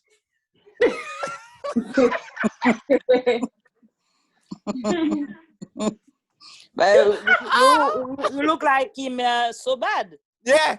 And then like, because we look like, and if I should say, yes, we just changed. And if I know that meant I should tell him, go home and I would take his exam, because at that time I passed my exam and he failed his for either 1 point or 2 points. Okay? Wow. And if I knew that, and I passed my with a 77, and if I knew that I should take his exam, then he was going to pass it, I would just come back and we take mine and I'll pass it. I said, man, God, I just, right. Guess what though? Right. You never know. If it wasn't your day, they might catch you. Well, they would be hard to catch me because at the end of the day, they would not. Because my brother is twin, so he would do a miracle. Man. First, you better come take your test in Rhode Island. But you know, sis, that happened to me in islands, right? I know. Yes, yeah, that happened to you. Hey, listen. This is the funny part. And then when you give them the ID, they look like this. They look at you. How you tell me I'm audition? Don't you see that's not me in the picture? They can't really see it because we really look like. Okay, that happens to Americans with my older sister. So it happened to me. Okay. Yeah. And also let me tell you what happened with another group of people. Listen what they did. They died, and I wish I didn't name all my son Ernest. I should have called them all of them Ernest. Okay. Really? I don't know why the heck I just called them different names. Really? I was crazy. Okay. So you really think your wife will sit down like she's not count? Listen. Listen, that's why I call my daughter Sophia, just in case. You never know, just in case. So I have two Sophia and Joseph. If you don't check the middle name, you're gonna get a fool. You're gonna get. Anyway, I'm just messing with you. But listen, let me tell you what happened. Kevin, are you here? I don't think Kevin here. I'm here. See, man, we're not doing. I don't think we're doing class. We're just joking in here. Well, you guess what though? What? It's fun like that, and I learn like that. I don't like any class boring. Oh Lord have mercy. Listen, now there's two guys. The dad named the same name with the son. Both last name, okay? Same name. You know, the son could not do the dad could not do the exam, okay? The son go take the exam on the dad name. And the son passed the exam and then he keep working on the dad and license. So it's talk. Real story, not fake. Those are people that I know they did that. And they really Crazy. But anyway, so there is people that can do that. Listen, if they don't catch them, it's a problem. But there's people actually that can. So don't you ever try to take the test for your significant other because you guys look like. If the company find out, even though the 2 years pass, they won't pay. I tell you that. They won't pay. That called personification. You pretend to be somebody else. Of course, that's a problem. Okay? But anyway, I just wanted to joke with you guys. That was all jokes. All right? I just made up stories anyway. Let's go. Let's go to 11. Misstatement of age. Yes. Misstatement of age of gender, okay? What happened if I misstate my age or my gender? If that happened, teammates, here's what happening. Just put a note. They're gonna fix it. Make it right. Make it right. So when you miss your let's say, when you read a test question, and they say somebody purchased a policy, and they misted the age or their gender. Maybe they say they male or instead of female. Okay, and that's why I think Alexandra was asking that question the other day. What happened if the person you don't know, they look like, you know, they have a little thing in their chest, and then you think they're male? I mean, you think they're female. And when you really deep down, you see something else down there. Okay, that's a big problem. But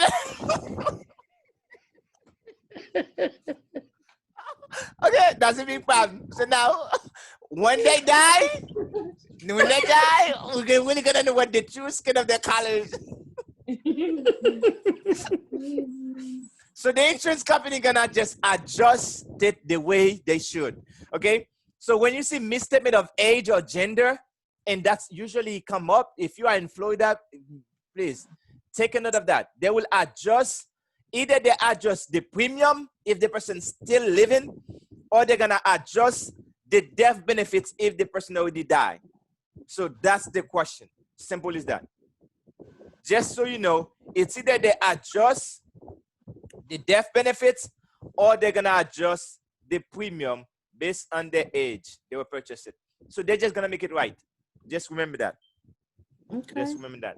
That's a test question. Remember that. That could happen in your exam because they knew sometimes people don't pay attention. Because what happened is, for anything with misstatement, either age or gender, they will just adjust either the premium or the or the death benefits or the whatever. benefits. Okay. Yeah. Because why they do that? Because what happened is they're gonna put they might put something like that where they say, well, they're gonna refund them the premium or they're gonna deny the coverage. Nope. They're just gonna fix adjust it. Okay. Yeah, they're gonna fix it. Okay. They're just gonna fix it. So that's why you say no this. That's why they put it here. They're just gonna fix it. All right, policy loans. Okay, now I'm gonna get you guys mad here a little bit. Okay, we're having jokes. Now let's get mad here a little bit here. Now you're only gonna find policy loan when there is cash value. Any whole life insurance must have cash value. They will have some cash value, and once they have cash value, they must also give them what we call non-forfeiture option. Non-forfeiture option. So now, what happens is if you request the loan, do you know that you can request the money and the company choose to deny it until 6 months, even say you need the money? How dare you that I request for my money and you say it was mine and you can deny it for 6 months, not give it to me? Is that fair? Why you do that? Because they can. Because they can. Because you did give them your money. Why did you give them your money? Why? Why did you give them your money? Oh my God. See? That's why, again, they can do that.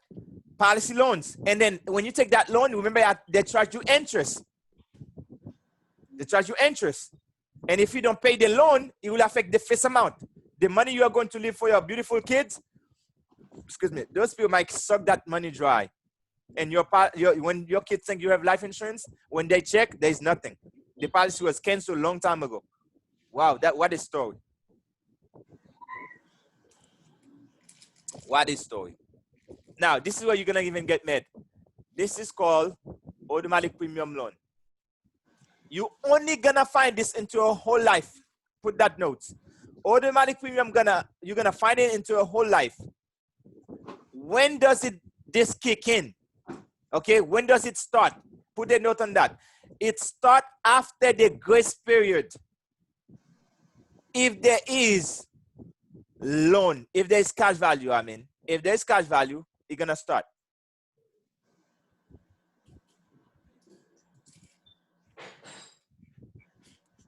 If there is cash value, they're going to do it. Now, let's break this down. What does automatic mean? Anybody? If something automatic, what does that mean?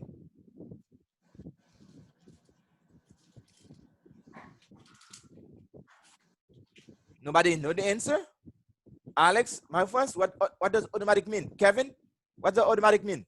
Yeah, I'm coming. Give me a minute. I told you guys you can't leave. Kevin, what does automatic mean? Does it by itself? Yes, thank you.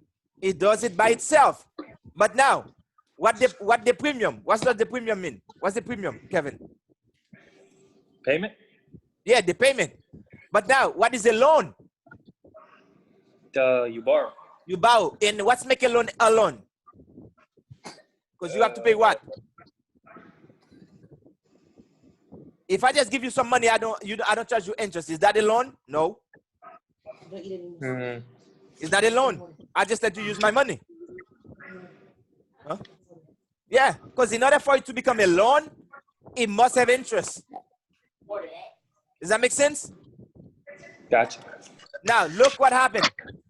Look what happened now. Let me mute you guys a little bit. Okay? Look what happened. Let me just, Kevin, unmute. This is what happened. The insurance company, the whole life insurance company, if you don't make your payment, your premium payment, they're going to pay it for you automatically. But how? As a loan. Where they're going to take it from? From your cash value automatically. You don't have to tell them to do that, and you can't deviate from that. You cannot say no. That's part of the deal. We just simply don't like you like that. We're gonna make you do that. We're gonna use your money and we're gonna give it as a loan. If you ever come back, ask for the cash value, we tell you we got it. Because you already owe us so much, you have nothing left. How do you like that, Mary First? Alex? Sister Joe? Mother don't know. How do you guys like that?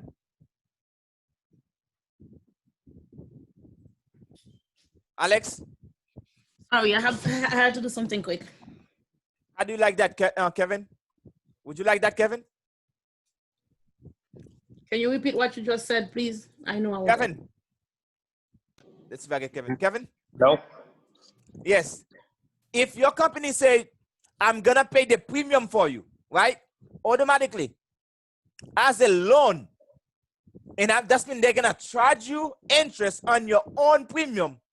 They're paying it for you. You didn't tell them to do that. They do it automatically. And you have no say on it. Just the fact that because after the grace period, you didn't make the payment, and you have some cash value in there, they're going to start paying your premium for you automatically, even if you don't tell them. And you cannot say, no, I don't want you to do that. Once you have a whole life, this comes with it automatically. Even the must, you can't deviate from it. How do you like that?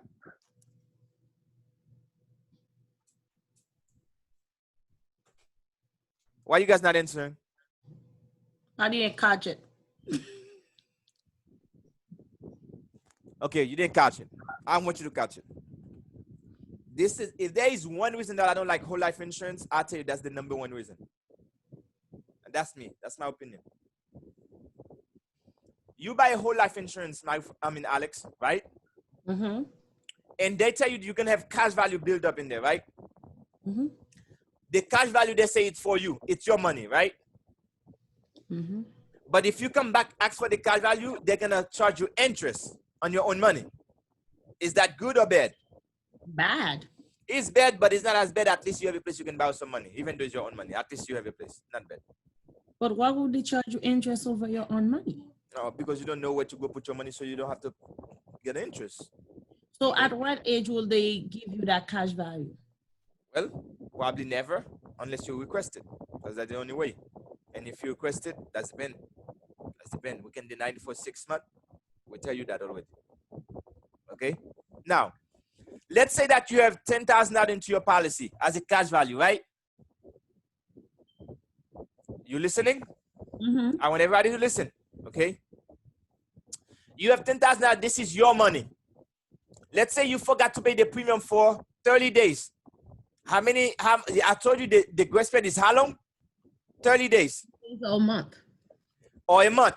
So if you don't pay for 30 days, the policy should be canceled. Am I right? Mm-hmm. But because you have $10,000 cash value in the policy will not cancel. The company gonna use that $10,000. They're gonna take from it every month. as long as you don't make payment, they're gonna continue to pay that for you, but automatically. They're gonna take it from the $10,000 every month. They're gonna pay it for you, but they're gonna pay it for you as a loan, even though you didn't tell them to do it. And it was supposed to be your money, and they're gonna do it automatically, but they're gonna charge you interest for doing it for you. And when there is no more money in there, after they suck the whole 10,000, they will cancel the policy. You have no coverage, and your family get nothing. And you lose ni sack, ni clap. Do you get me? That's a crazy thing. I'm sorry, Kevin. How do you translate ni sack, ni crab? I don't know how to translate that. Okay, that's when Kevin, you get nothing. No bag, no crab. No bag, no crab. Okay, no chicken, Kevin. You lose the chicken and the egg.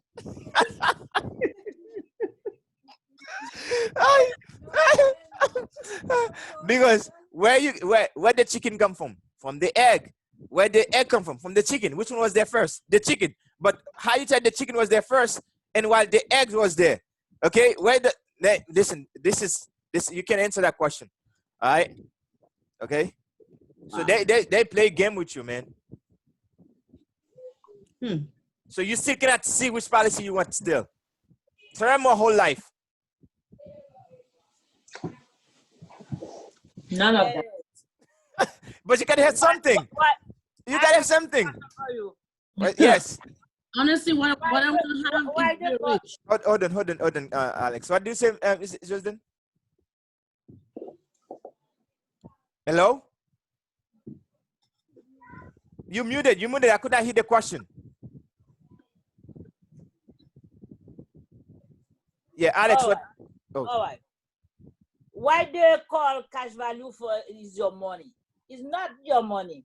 No, it's not your money. They saying that just to say that. If you really want to know, that's why when you call the insurance company and you say, hey, and you know what you're talking about, you say, listen, is there cash value into this policy? Yes. Who is it for? They're gonna tell you, well, it's the money where you can borrow against it. But I thought they say the agent say it was my money. Yes, but it's not really your money. You can borrow against it. That's how it works. That's how life insurance.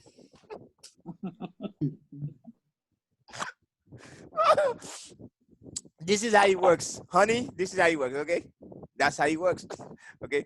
So, Alex, you were saying something. Yeah. So, does the agent tell the client about all that? Like all those details, do they know about that? No, the client don't say all that, to be honest with you. Because they just tell the client, listen, you have money into this policy. If you wanna get some out of it, you can borrow against it. But the client don't really know they're gonna pay interest, and they don't know if they don't pay it, it's gonna affect the policy. They don't know if they don't make the payment. Actually, the client happy. You know, our people. Can you imagine Auntie Gamun get like 65 years old, and then they say, hey, listen, they never see the payment coming out and the policy is still active? Don't you think they're gonna be happy? Until when they check, they say, oh, no, we were paying it for you. Now you have no more. That's cute. Since the agent won't tell them, cut it out. Since the agent don't tell the client about that, that's something that the company, is that something that them to Right? do? Or that Yeah, that's it. And then you see Portugal and the old Paul, man. Oh, man, I'm so sorry that happened to you, but I caught you the wrong time. Now you're 65 years, I can't even help you. You're too late. Too late. And then when that happened, and then if you try to get a policy from them, they say, no, boy, you gotta do test again.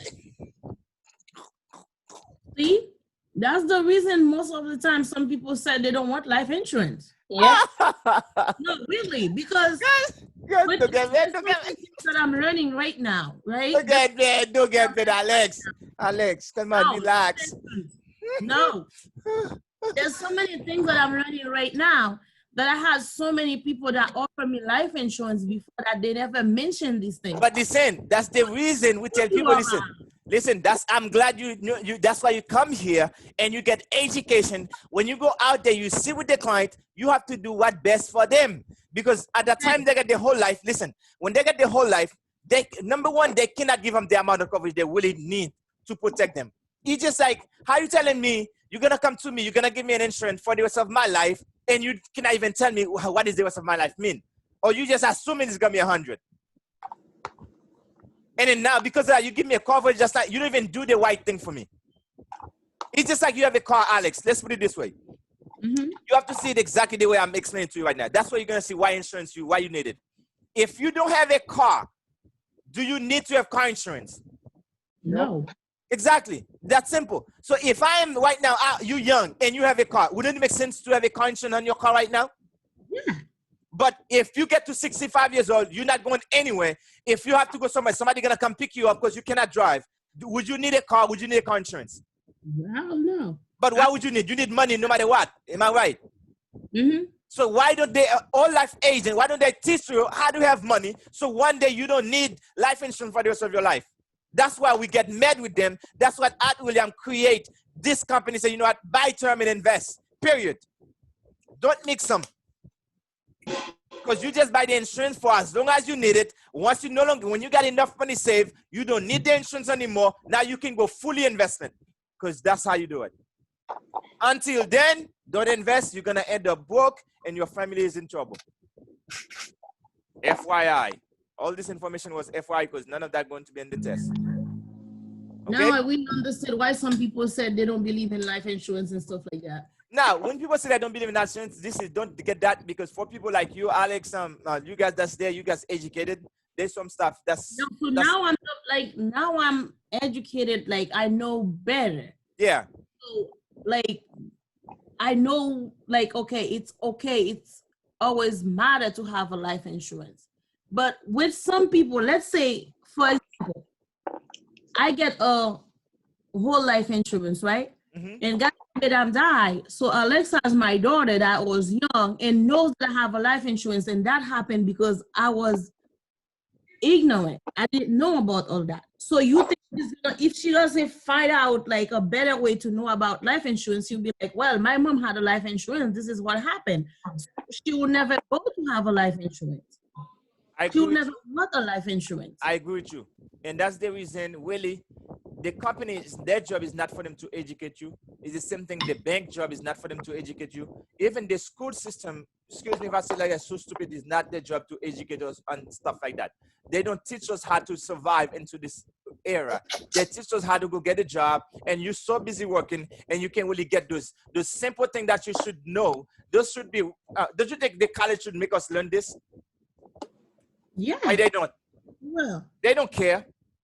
You only have to care for yourself. If you need information, you have to go get it. It's the same thing. So many people get sick, and you have to go get to the doctor. And what I don't like about the doctors now, it's not like, don't get it wrong, because some of you guys probably in the medical field, that's a great thing. We appreciate your service, to be honest with you. But this one thing I have with some of the doctors. Sometimes when we go, they give us a refill prescription, and at the minute that we don't get that refill this prescription, we got sick again, we have to go back. And the good prescription, the only way we can get it, and we have to go back to the doctor to give him a prescription to sign that sucker. And every time we go back, we have to give him more money. Of course. So at the end of the day, do you want a permanent solution or do you want a temporary solution? So now, if I have money problem, do you want to solve it temporarily or do you want to solve it permanently? So in order for you to save it permanently, you have to make sure you make enough money, save enough money, have residual income for the rest of your life. And that's what we provide you to have here. That's why don't get mad. Yes, that's why you come here. You learn this so you don't let people take advantage of you. And listen, I see with a client, listen, I meet with a whole life agent. Let me tell you what happened. Another person from my company do a policy for somebody. And another agent go replace the policy. Okay? They give them a whole life, less coverage for more money. So I go back, I replace the policy. Now, before I do that, and I tell him, when the agent there, you let me know, I come over. Now, when I get over there, he didn't know I was an agent. And I say, listen, since you are here, you replace the client policy, because me and you, we're speaking Chinese. The client is speaking Creole. Since both of us speaking Creole and Chinese at the same time, now we're going to speak Chinese, but we're going to have to trust it to the client. And let's see who's going to do a good job. I promise you, if you have to do for the client is the best, he's gonna keep your coverage. But if it's not the best, I promise you, she's gonna change that coverage back to us. You know what she said? What the agent says? Well, if I know, you know, it's not professional to have two life insurance agents at in the same table. I said, what do you mean? Where did he say that? I did the book in and out. It never said that we could not have. He never said that we cannot have both of the agent in there. Matter of fact, it's a great thing. You come here for the clients, I'm here for the client. So let's discuss what we have and let's do the best job for the client. He said, if I know you were coming, I was not going to show up. I said, thank God you didn't know I was coming. So let's take care of it. Guess what I did? I replace the policy back and I make the client invest. She's still a client till today. So you got to take it personal. All right. You got to take it personal when you're out there, because when you come here, that's why you educate yourself so you can help your family. You can teach them better. Because the reason you need insurance right now, because you don't have money, so you want to protect them. But you don't want to put a PIP on you. It's something, if you have a car, it's a 2020, maybe it's a 2020 car, why would you put a PIP on it? And then when the agent come and give you a $10,000 policy, that's called considered PIP to me, because this can even do a funeral, or maybe 10,000, 25,000, that's nothing. 50,000 is still nothing. So they can't even do nothing for you if you have 2, 3 kids. Even if you have one child, he can do nothing. Even the school itself is expensive. So at the end of the day, you have a PIP coverage instead of where you could use the same money and you can buy like 3 or 4, even 10 times the coverage you got. So just make wise, better decision. I'm glad you guys here, and then that's why we're having so much fun here, okay? All right, but we got to continue with this thing. Exclusion. What's that cover? What's that cover? Not everything covered, teammates. Not everything covered. This is some stuff that is not covered. Number 1, aviation. If you are a pilot or you are a student pilot, you are not covered. You're not covered. So if you working into any aircraft, you're not covered. But if you are a fare-paying passenger, you're good. If you are a passenger, you're just there, and the airplane crash, the company gonna pay. But if you are the pilot, the life insurance may not pay. You have to have your own insurance. They're called an umbrella insurance. They don't test anymore like that. But this is called an umbrella insurance. So you can get that outside of work. Okay? But now, this is for the test purposes. But in the real world, none of that matters to our company, by the way. So it doesn't matter how you die, they're going to pay regardless. Next, that's for the test. Let's put this for the test. What's that cover? Hazardous occupation. What about if you motorcycle racing, or maybe you racing with car, maybe you stay on the mountain and then maybe you jump down, maybe you jump 5 buildings, whatever. You're doing things that dangerous, you're not covered. So if you're doing those type of activity, that's mean, hey, that doesn't mean the insurance company don't want to pay, but you don't want to go be foolish because you have insurance, now you go kill yourself, neither. Okay? So that you can make them pay. And there's people that do that, okay? War and military service. War and military service. What happens if you go to the military? At any time, a bullet can come, hit you up, so therefore, you're not covered. Okay? You're not covered. Now, the other thing is suicide. Now, suicide is somebody that come in, kill themselves. So you know what? Hey, man, I'm willing to take the easy road. I'm sick and tired with this COVID-19, baby. Man, I'm out of here. Bye-bye, guys. See ya. Trump, good luck. Get out of here. So suicide is not covered for at least 2 years, but it's covered thereafter. Suicide is not covered for a specified period of time, but it's going to cover thereafter. Now, imagine you learning those things right now. And what happens if you never learn those stuff? Can you imagine that? Can you make better decisions for you and your family? Not really. Not really. Okay? Suicide is not covered for 2 years.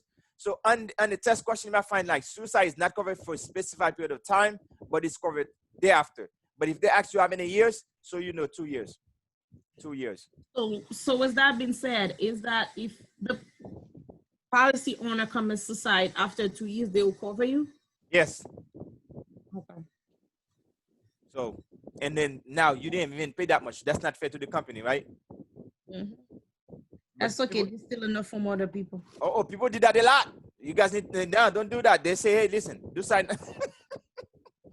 There's still enough from other people. They know what they're doing. Trust me, they won't miss mine. Now, there's some stuff that's not fair to the company. There's some stuff that's fair to the company as well. There's some stuff that's not fair for the client. There's some stuff that's not. Your life is not fair anyway. Okay? Life is not fair no matter how you put it. Life is not fair. What happens if somebody come in, because we have this person, we give them a policy, less than a year, he have an accident and he died. And the company have to deliver a check for $500,000. That was not fair to the company. He didn't pay that much money. But hey, at the end of the day, that's part of the deal. That's part of the deal. Even if 10 people die, you see right now people dying right now in COVID-19, they still have to pay the death claim. That's part of the deal. Part of the deal. They didn't order that. Hey, that's the business you are in. You got to take care of that. So that is done for this. Let's just cover the riders, guys. Okay, riders. Those are the stuff I said that they add them to make the policy more beautiful. The first rider we're gonna just cover here is disability. The disability rider, what it does is just like in case if you become disabled, God forbid, you just never have to pay the premium. Okay, you never have to pay the premium. You pay it for like 6 months. That's called a waiting period. Okay, it doesn't matter what state you are in. If you are Florida, it doesn't matter. You pay it for 6 months. And if they find really you are really disabled, then they're gonna return you the 6 months. Okay, that's called a waiver premium. Just in case you become disabled, you don't have to pay the policy, but the policy will remain active. As long as you live, the company will continue to pay that for you. And then this rider is expired at age 65, so you know that. All right, let's see. Now, this is another one. That's a waiver with monthly deduction. This one, what happened is somebody can become disabled, but they also get a monthly paycheck come to them as well. But you have to be disabled for at least 6 months. While the doctor see you disabled, they're gonna check you out. Then after 6 months, if you're totally disabled, and they will continue take care of that for you. There is a monthly deduction for the cost of the insurance. Now, what is the payer benefits?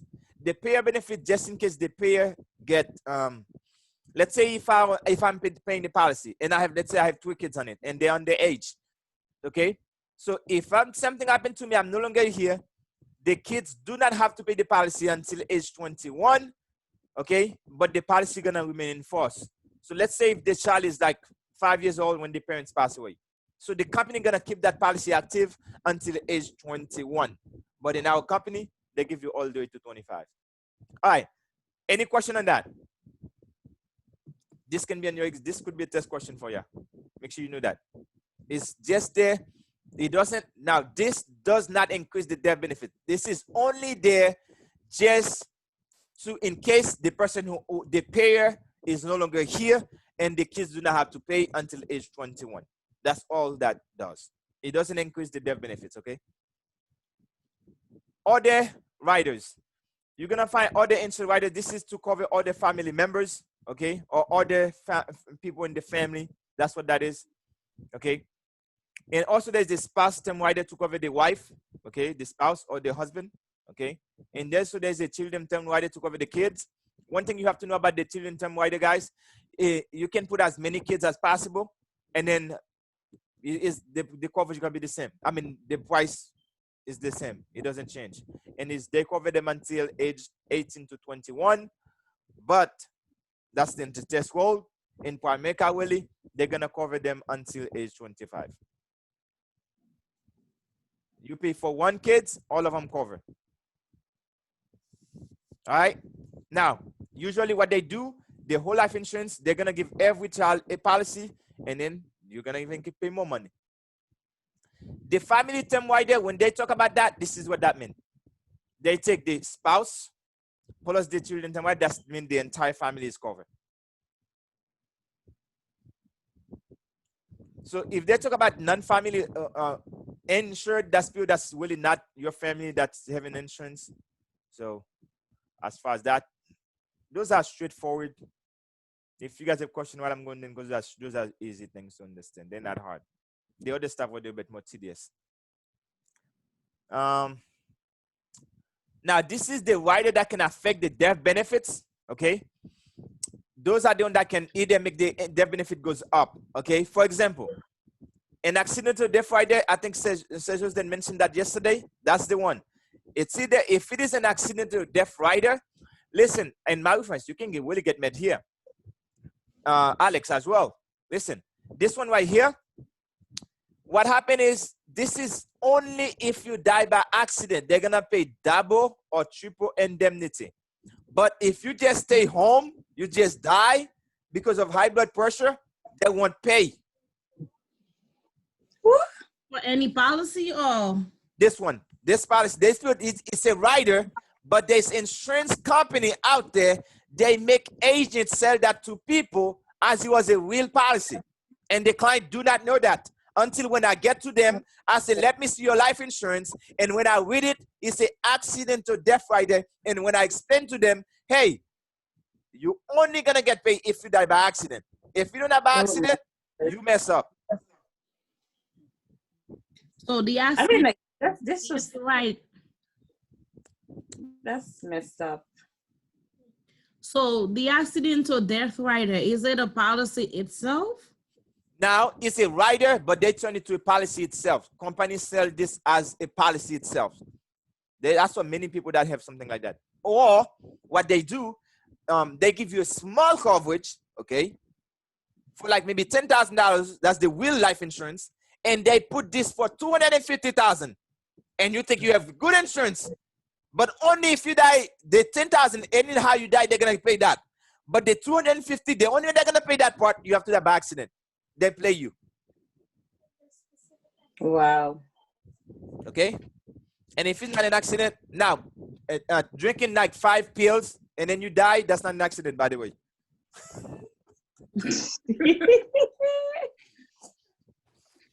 Oh Lord, have mercy. So what you call that?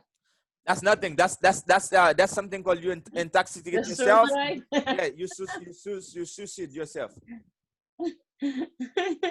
Okay. See, if you are LVP, yes, ma'am. I thought when you put rider, you add something to the insurance. Yes, and this is the edit to it. But if you get the insurance, you need more coverage. You can put a rider. Yes, you can, but That's when if something happen, the beneficiary gonna get the insurance part plus the. yes, but this is not on this one yet. Not on this one. Now, if you have this, now there's another thing here you have to know. When they say accident, it's not just accident. When we talk about teammates, the accident cannot be your fault. Okay. Okay. And if the accident is your fault, excuse me, they won't pay that neither. So when you say if the accident is yours, let's say you hit somebody else's car and you die, you won't get the money either. No, here's how they're gonna do it. Let's say that you have double indemnity is covering you $400,000. Mm-hmm. If it is an accident and it's not your fault, they're gonna give your family $200,000. If the accident is your fault, they're only gonna give you $100,000. But if the accident happened before 2 years, no matter what, they won't pay nothing. They're gonna refund the premium. La police put him sick. Okay. You have to say after 2 years. Ernst, Yes. To get the did we? Sorry, she's talking. I didn't know that. I need every single details Now, about the life insurance. what's that? I need to know every single details. About what? Term life insurance. No, I give you all the detail yesterday. It was simple. Term insurance is simple. It's the simplest thing you could ever buy. It's simple. It's that simple. You die, we pay. If you don't, the term don't expire, you don't die. Either you renew it or you get nothing. It's just that simple. There's no complication. That is that simple. It's the simplest thing you can understand. It's the other stuff that make it complicated. So that's why you can't really understand. They make this thing so hard for you to understand. So more harder it is, more complicated it is, and you don't understand anyway. So at the end of the day, you say whatever. This is what it is. Okay? So what about if it is triple indemnity? If it is triple indemnity, that's when you can get paid 3 times. The same 100,000. If that's what the option you have, if it is the accident is not your fault, they're gonna give you a beneficiary 300,000. But if it is your fault, they're only gonna give them 100,000. But when you within the question, if you say they have an accident death rider and they die 8 months, that's 8 months, not 2 years. So they're only gonna refund them the premium. Sorry. Only for the car accident, like the What's car that? accident. Only for this part. Yeah, only for this part. That's if you add that in there. Okay. And then this also expire, and then that's why they get you as well. It's not there forever. It's expire as well. Once you're 65, look, once you're 65 years old, they know that. That's why they play you. They know 65 years old. If you're not an accident, you're not gonna be dead anyway. They know that. That's not true. Let's see if you go with somebody. And Oh my God. Come on, you know, Alex, that me, I know I'm not gonna die at 65 years old. Unless if even they send this COVID-19 and they never this, I'm gonna give me some, I'm gonna drink some tea, man, before I'm gonna kill that coronavirus, I'm still living. Trust me, Haitian people drink it before they have it, so I'm not gonna have it. Okay, so that's what happened. So at 65, even if it was $20, the coverage was, I do not care. So $20 for 20 years, 30 years, if you put it into a mutual fund, man, you're gonna be rich. So, Fairness. yes, ma'am. Excuse me. When you got the term for 20 years, after you finish to pay 20 years, you don't die? What do you get? Nothing? Nothing. Zero. Hey, Zero. Jesus.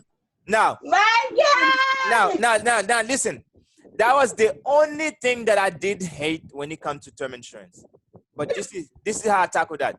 I did have that problem. I said, man, why? And I'm somebody, I'm very like, before I make this answer, man, why would I pay you guys that much money for 20 years? Even I don't care if it was 100,000, even if it was 50,000 for the whole 20 years, I don't care. But I could save that money myself. But for all that 20 years, they did protect you. If something was to happen to you in the 20 years, they were going to pay the death benefits. But it was not their fault that you are still living. What I tell people, if you're scared because you're 20, you're still living, God bless you. If you don't want to say no more, man, you can say bye-bye to this world and they'll pay the death claim to your family. That's one way. The other way you can do that, you just renew the damn thing if you want to decrease the coverage and make sure you invest. And this is what I tell clients. And I think it was my friends I was talking to. My friends, when we were talking the other day, that was not today, like a good week or so. When I did the financial game plan for you, did I show you exactly how much money you need to save in order for you not to have life insurance? Yes. If you don't do it, whose fault is that? What you say? If you don't do it, whose fault is that? My fault? Did I hide it? I didn't tell you? No. So I'll teach you how to get rid of it. And I tell you, you don't have to keep the policy for 20, 30 years. The quicker you have the money saved, the quicker you can get rid of it, right? Yes. But if you don't save, you're going to stick with it for the rest of your life. Now I'm being a madman.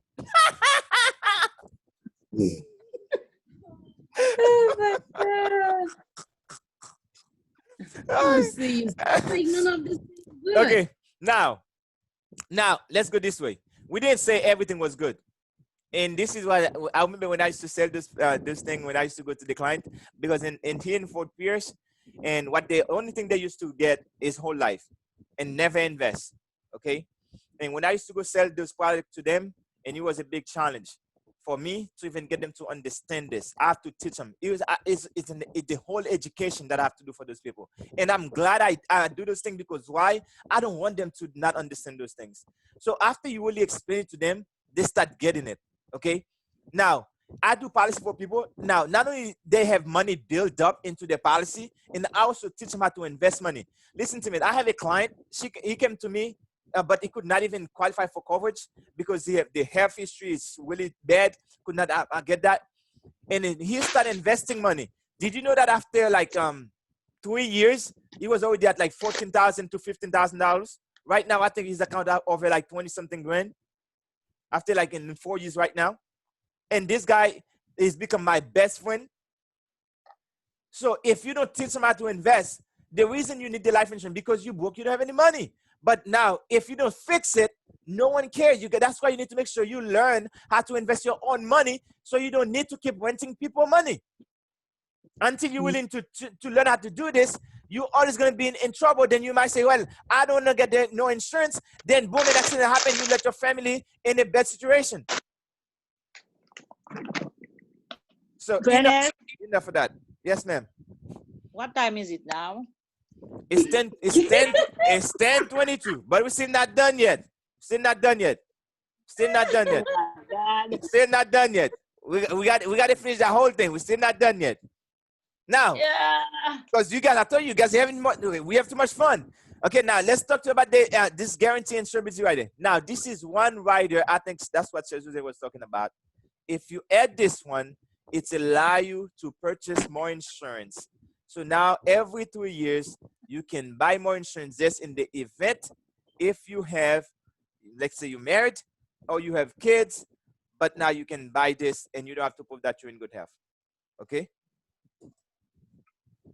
All right? So that's the only way. This one, it's guaranteed renewable. So every year you can add that. This is one of the greatest options. Now, sometimes they charge you for this, but it's a rider. You add that in there to customize it. Now, this is not available to everybody. It's only available to people from age 25 to 40. So on the test question, and then this question, I can ask everybody. 99% of the time, they see something like that in the exam. 99% chance. So guarantee insurability is for people 25 from 25 to 40. So that means it's not available to everybody. You can buy more insurance every 3 years because you're gonna get married, because you're gonna have kids, because your family gonna be more. That's when the insurance, your need for insurance is higher.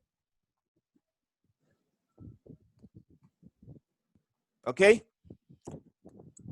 All right. So now the return of premium rider, we did cover that with you guys already, so I don't have to go to that. Now the term rider, it's just like I said, it's a term insurance.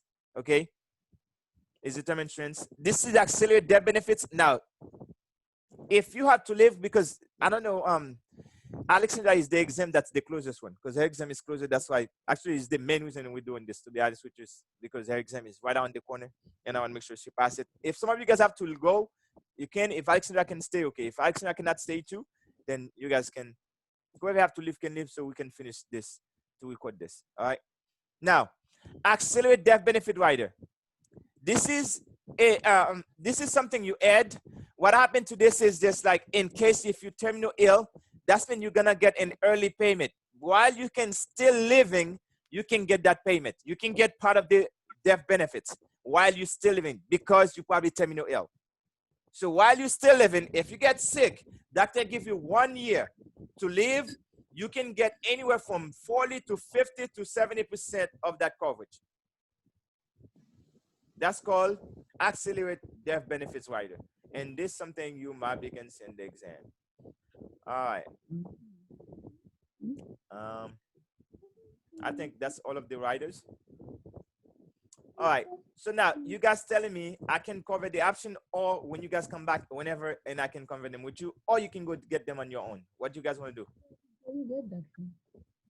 That's the last part, the option section. How long it is? That's depend. If you guys continue to have fun, it might be a little bit another hour. If not, Oh no. If not, it can be shorter. Mm. Who have to go? Alex, you have to go? Or Mark first, Don't do that to me. That's a very important for me because I don't get that too much. No, I'm here. I don't really understand that non-forfeiture option. I got problem with that. How to But- see And let me No, tell I'm you, here. okay, this is always on your exam, by the way, because any whole life insurance, listen, any whole life insurance must give you those options. It's a must. As long as there is cash value, they have to give you those options. It's not a choice. It's a guarantee. They got to give you those options. Non-forfeit means you cannot give up. That's mean I'm not gonna give up what? My cash value. Even if I say that, usually they show you a table for 20 years. How does the cash value grow? Okay. Now, this is where you really need to understand that. I'm going to show you this right here. When you buy a whole life insurance policy, this is $50,000 whole life. Now, it just show you for 10 years. But usually the table they give you on your policy, give you for 10 years. Now, if you have a whole life insurance, you can go check this out and you can read this. And when you see client out there, they have this, you can also check it for them. You're going to see the first year, you have zero. So there's no money. If you come back here 1 year, there's nothing for you to get. If you come in the next year, you're going to get $50. If you come in the 5th year, you're going to get $1,500. That's the cash value. If you come in 10 years, you're going to get $4,650. So if you decide that you want to cancel the policy, then that's how much money you can get. What does 50 after 10 years? After 10 years. Is that the one that that's the cash value. That's the cash value. Or you can take. They charge you like an interest for? Yes, that's when they can charge you the interest on. But that money only you can borrow that money. Only yes, that. you can only borrow from it. Okay, you can only borrow from your money. Okay, you can only borrow. The loan. Yep, it's a loan. It's a loan. And okay. So what's the non-forfeiture thing option is? The non-forfeiture means not giving up. You cannot forfeit your cash value. So if I decided I don't want that coverage, if I have any money in the cash value, it's mine. I can take it. But you can borrow it. You can take it. You can take it. I'm going to show you. You can take it. Now, this is how you do it. There is, now, this is what you got to know. Just like when I was explaining, I said there's 3 term insurance. The same thing. There is 3 non-forfeiture options. There's 3 non-forfeiture options. Okay? Now, only 3. Now, the first one is cash. So if you come back, you say, I need my money. So you get the cash. The policy is done. It's canceled. That's it. You cannot reinstate that policy any longer. Any longer. You cannot reinstate the policy anymore. So that is cash. But here's what you need to know. If you choose that option, anything that is more, okay, anything that is extra, it will be taxed as ordinary income. The extra, not the full amount, the extra. What does that mean? If you, after the 10 years, let's say you give them 5,000. So if you give them 5, they give you 4,000, so you don't have to pay taxes. But if you give them 4,600 and they give you 5,000, then you have to pay taxes on the difference. And when you pay that taxes, is that as ordinary income? That could be a test question as well. And there is some policy that also have a surrender charge. Usually you can find those in more in universal life insurance. Okay? Universal life insurance, most likely can have a surrender charge. That's when if you cancel the policy earlier than expected, they will charge you because you leave the contract early. Okay? Now, the next option you can do is a reduce paid up. Now, the reduce paid up, remember I say it's 3, that's the reduce paid up, what does that mean? That means you're gonna reduce the face amount. So remember the face amount was 50,000. So you're not gonna cover for 50,000 anymore. You're gonna use this 4,600 to buy a policy as a reduced face amount. So that's mean instead of you cover for 50,000, you probably cover for maybe 20,000. So that's all that can buy. Now that becomes a single premium whole life, but as a reduced paid up. You give them all the cash value, but you don't have to make any more payment. That's called a reduced paid up. The face amount gets reduced by the amount of the cash value you can purchase. And those are exam questions. No joke. If you're in Florida, welcome, be my guest. You're gonna find them here in that chapter. You also can find them in chapter 6 on your exam. And there's no skipping on those. They're always gonna be there. This is called reduce paid up. That's when they're gonna reduce the face amount from the policy. So you're not gonna cover for 50,000. The face gonna go down. But the policy is still gonna stay there until age 100. It's still a whole life insurance policy.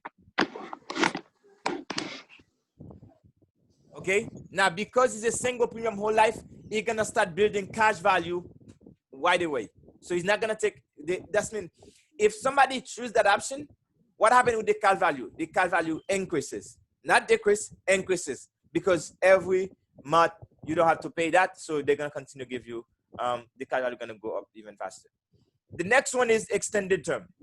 Now, the extended term now is a little bit different. You're gonna use the same amount of money, which is right here, the 4,600, to buy a term policy, but it's gonna cover you for the same face amount, which is the same 50,000, except it's gonna be a term policy now. Because it's a term, it covers you for the same face amount as the whole life. And then, because of that, this is the automatic option. So if you don't pick one, because remember option are choices. If you don't pick one of those non-forfeiture options, they're gonna give you the extended term automatically. Why? Because they love you.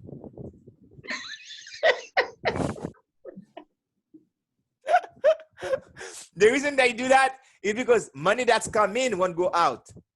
Okay? They reduce paid up, they won't do it, because if they do that, that's when they have an obligation until age 100. They don't want to have an obligation, so they want to give you the term policy. So if God forbid nothing happened to you, and then they get to keep the money anyway.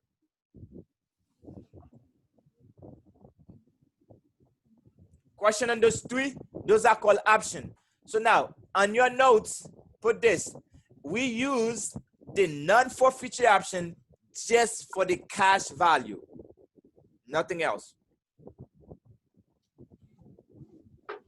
We use the non-forfeiture option just for the cash value. Nothing else. And there's only three. It's either I take the cash. Don't go too fast. Oh. Sorry. I'll try to finish the chapter. Yeah. That's Okay. important for me. Okay. So the non-forfeiture option, you only use it for the cash value. So there is only three things, three non-forfeiture options. Is it the cash, reduce paid up, or extended term?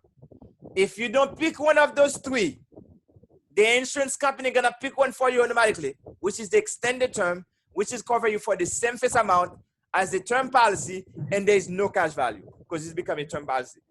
Excuse me. If it is a reduced paid up, it's still a whole life. It cover you for a reduced face amount, because if it is a reduced paid up, what is reduced? Not only just a reduced, but also the policy is paid for. So the policy is reduced plus it paid for. So that's called a reduced paid up. The face amount get reduced. You don't have to make any payment, but the policy gonna last until age 100. That's called, it's a whole life insurance, and you're gonna build up cash value because it turned to a single premium whole life.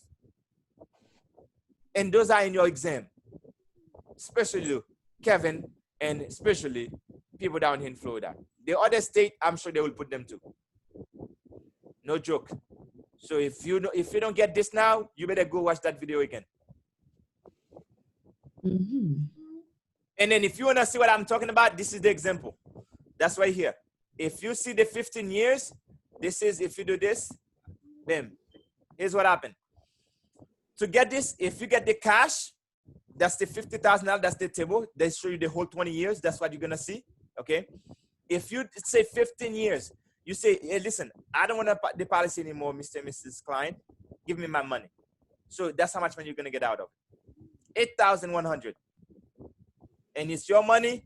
If it is the amount that you pay and the premium is equal to that, you don't pay no taxes. But if, let's say, the amount they give you, and then you only pay $8,000, you're gonna pay taxes on the 100. So the difference is taxable as ordinary income, and that could be a part of the exam question. And remember, if you select this option is cash, the policy is terminated. You cannot reinstate the policy, never, ever. If you wanna come back as a client into that company, you have to buy a new policy. This is done. The policy cannot reinstate it. So all those can be possible test question for this section right here. Now, when you do the reduced paid up, you say this, use this money, buy me a reduced paid up. So you no longer cover for $50,000 anymore, okay? You no longer cover for this, you're gonna cover for $21,000 now. See, I did not even see it, so I was just showing an example. So 21,000. So now that's your new face amount. Now, if you do this, if you are in the state of Florida, I think if you are in any state, this is called replacement. If you do this, that's called replacement, and this is highly regulated, and you guys can get in trouble for not doing the right thing for the client. That's called replacement. Alexandra, you're gonna see this. Okay, you're gonna see this. I don't know how to stress this for you. Less face amount. What is it? The face amount? You're gonna see this on your exam. I'm telling you, you're gonna see this in the exam. So you better make sure you get it. If you're gonna don't get it, because 15 years. Wait a minute. 18 years. Now, what happens if you say you're gonna do the extended term? If you do the extended term, that's mean if you do the extended term, you're gonna cover you for the same face amount, okay? But it's only gonna cover you for 18 years, 8 days. After 18 is on the 9th days, you have no more coverage, and if you die, if they want, they might give you the grace period if they want to, but other than that, they don't have to pay you nothing because it's expiring. But if you die on the 7th day, on the 18 years on the 7th day you die, they're gonna give your family $50,000. So, oh, I was about to give you another test question. Can possibly here. You want it? You want it? Do you want it? Less. Here's what they can ask you. Which non-forfeiture option cover you for the highest amount? The one that cover you from those that cover you the highest amount, which one that cover you for the highest amount? Is this higher, or is this higher? The 50,000 is higher. But which one give you the 50,000? Extended term. Extended term. So the highest amount you're gonna find into extended term. Now, which one cover you for the longest period? This is only cover you for 18 years. This is cover you for nothing, no days. Okay, this one cover you to age 100. Which one cover you for the longest period? Paid up. It will just paid up. Those could be possible test questions. Good So luck. paid up, pay you for the longest. Oh God, let me try to understand that. We do paid up pay you for the longest period. It lasts for the longest period, and the extended term pay you for the highest amount. Highest amount, automatic option extended term, but with this paid up, it cover you for the longest period because it cover you for your whole life. Matter of fact, what am I saying? It's right here. What am I doing? It's right there. Yeah, even though it's the pay for, you cannot touch until 100. So if you exercise this option at age 65, you still have to wait another 35 years, okay, before you can collect the money. And then if you reach to age 100, they're gonna give you the money. Okay, this is provided for the most coverage. This is for the longest coverage. Longest coverage, more coverage. So make sure those are test questions, teammates. I don't know. I give you everything I could. I don't know. I do the best. If you don't get all those 19 questions in this exam, I don't know what to tell you. You talk too fast. Oh my goodness. That is Christmas TV. Actually, when you go to the class, they even go faster because there's a lot of information they have to cover in short period of time. That's why the people cannot really, even you go to the class, it's still tough for them to even get it. All right, let's talk about another subject here. Dividend option. Now, there's some insurance company that pay dividend. Dividend is not something you're entitled to receive. It's only if the company wants to. They don't have to. And that dividend is not taxable to the policy owner. Why? Because it's return of excess premium. Now, I'm gonna get you guys mad again because you don't like when I get you mad, but I do get you mad in purpose too. So you understand. So you don't have to be mad with this. You just gotta learn it, not mad. Okay? Don't get mad. Look at that. Now, the dividend are return of what? Excess premium. Can I translate this for you guys? That means the insurance company overcharge you and they return the money back to you as a dividend to keep you happy. And they don't have to do it. But if they say they overcharge you, you're going to get mad, right? But they can't say that. That's why they say it's excess premium. Me, I'll give you the right language. It's not the company, guys, okay? I don't have one. Money. Okay? I don't have one with the company, teammates. It's just the products I have a problem with. It's the product I don't like. I just simply don't like it. It's just not doing me no good. Now, here's this. Cannot be guaranteed. Dividend, if you ever read in the test question, they say dividend is guaranteed. It's always, always, always, always, always a false statement. Dividend never guarantee. I don't care if you have an investment, dividend never guarantee. Ever. So it's not taxable, it's not guaranteed. Now you need to know why it's not taxable and why it's not guaranteed. It's not guaranteed because they don't know if they're gonna overcharge you this year. Okay? Because but what? It's not guaranteed because they don't know if they're gonna give it to you, because they only give it to you if they make a profit. If they don't have any profit, they may not give it to you. If the profit is not enough, they may not be able to give it to you neither. Okay? Now, it's not taxable. You need to know why it's not taxable. It's not taxable because it's return of excess premium, or you can say unused premium. And those are possible test questions for you. And you can see, he say, know this. And I love this. He tell you what to know. He told you to know it. Tell you to know this. All right. Now, let's go to this. Pay attention to me for a little bit. And then if you pay attention here, you're going to get this part. Okay? Let's say that you have a dividend check. The company say, okay, well, we're going to give everybody a dividend check for $100. Okay? If they say that to you, Alex, wouldn't it make sense? You need to know how can you get the dividend? Yeah. You need to know what your choices are, right? Mm-hmm.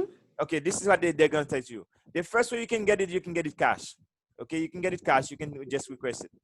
So the first way you can get it cash. When they mean cash, does that mean they're going to give you a physical money? No. No. They're going to send you a check. So on the test question, if I say so-and-so received a non-taxable dividend check. So what option is that? Cash. So is that simple? So you can see they put the word check in here. Also, you can put on your paper dividend at crapo. Crapo. If you want to see it, it's crapo. Crapo. You can put that. C-R-A-P-P-O. Crapo. And the non-forfeiture option, they call it REC. REC. E-R-E-C. REC. Okay? Dividend option at crapo. Cash, give me the money. They can do reduction of premium. What reduce? And I will give you tips how to answer this question. What get reduced? The premium. Reduction of premium. You're gonna reduce the premium. Let's see what happened. You're gonna get $100 dividend check. You say, listen, I wanna use it as a reduction of premium. So your premium every year is how much? $1,000.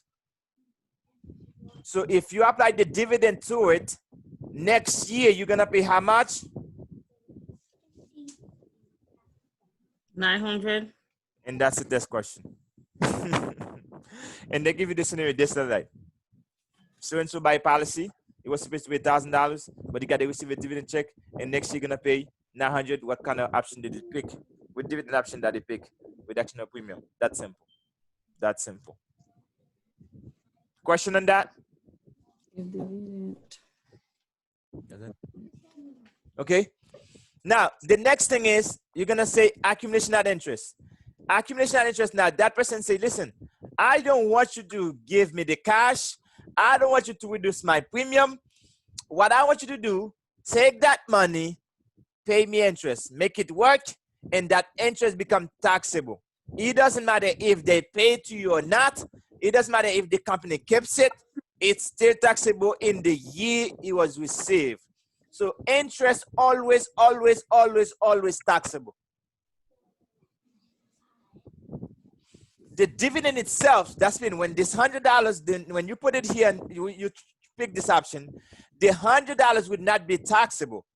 But if the 100 make you an extra $30 extra, now you become 130, you have to pay taxes on the $30 because that's new money to you.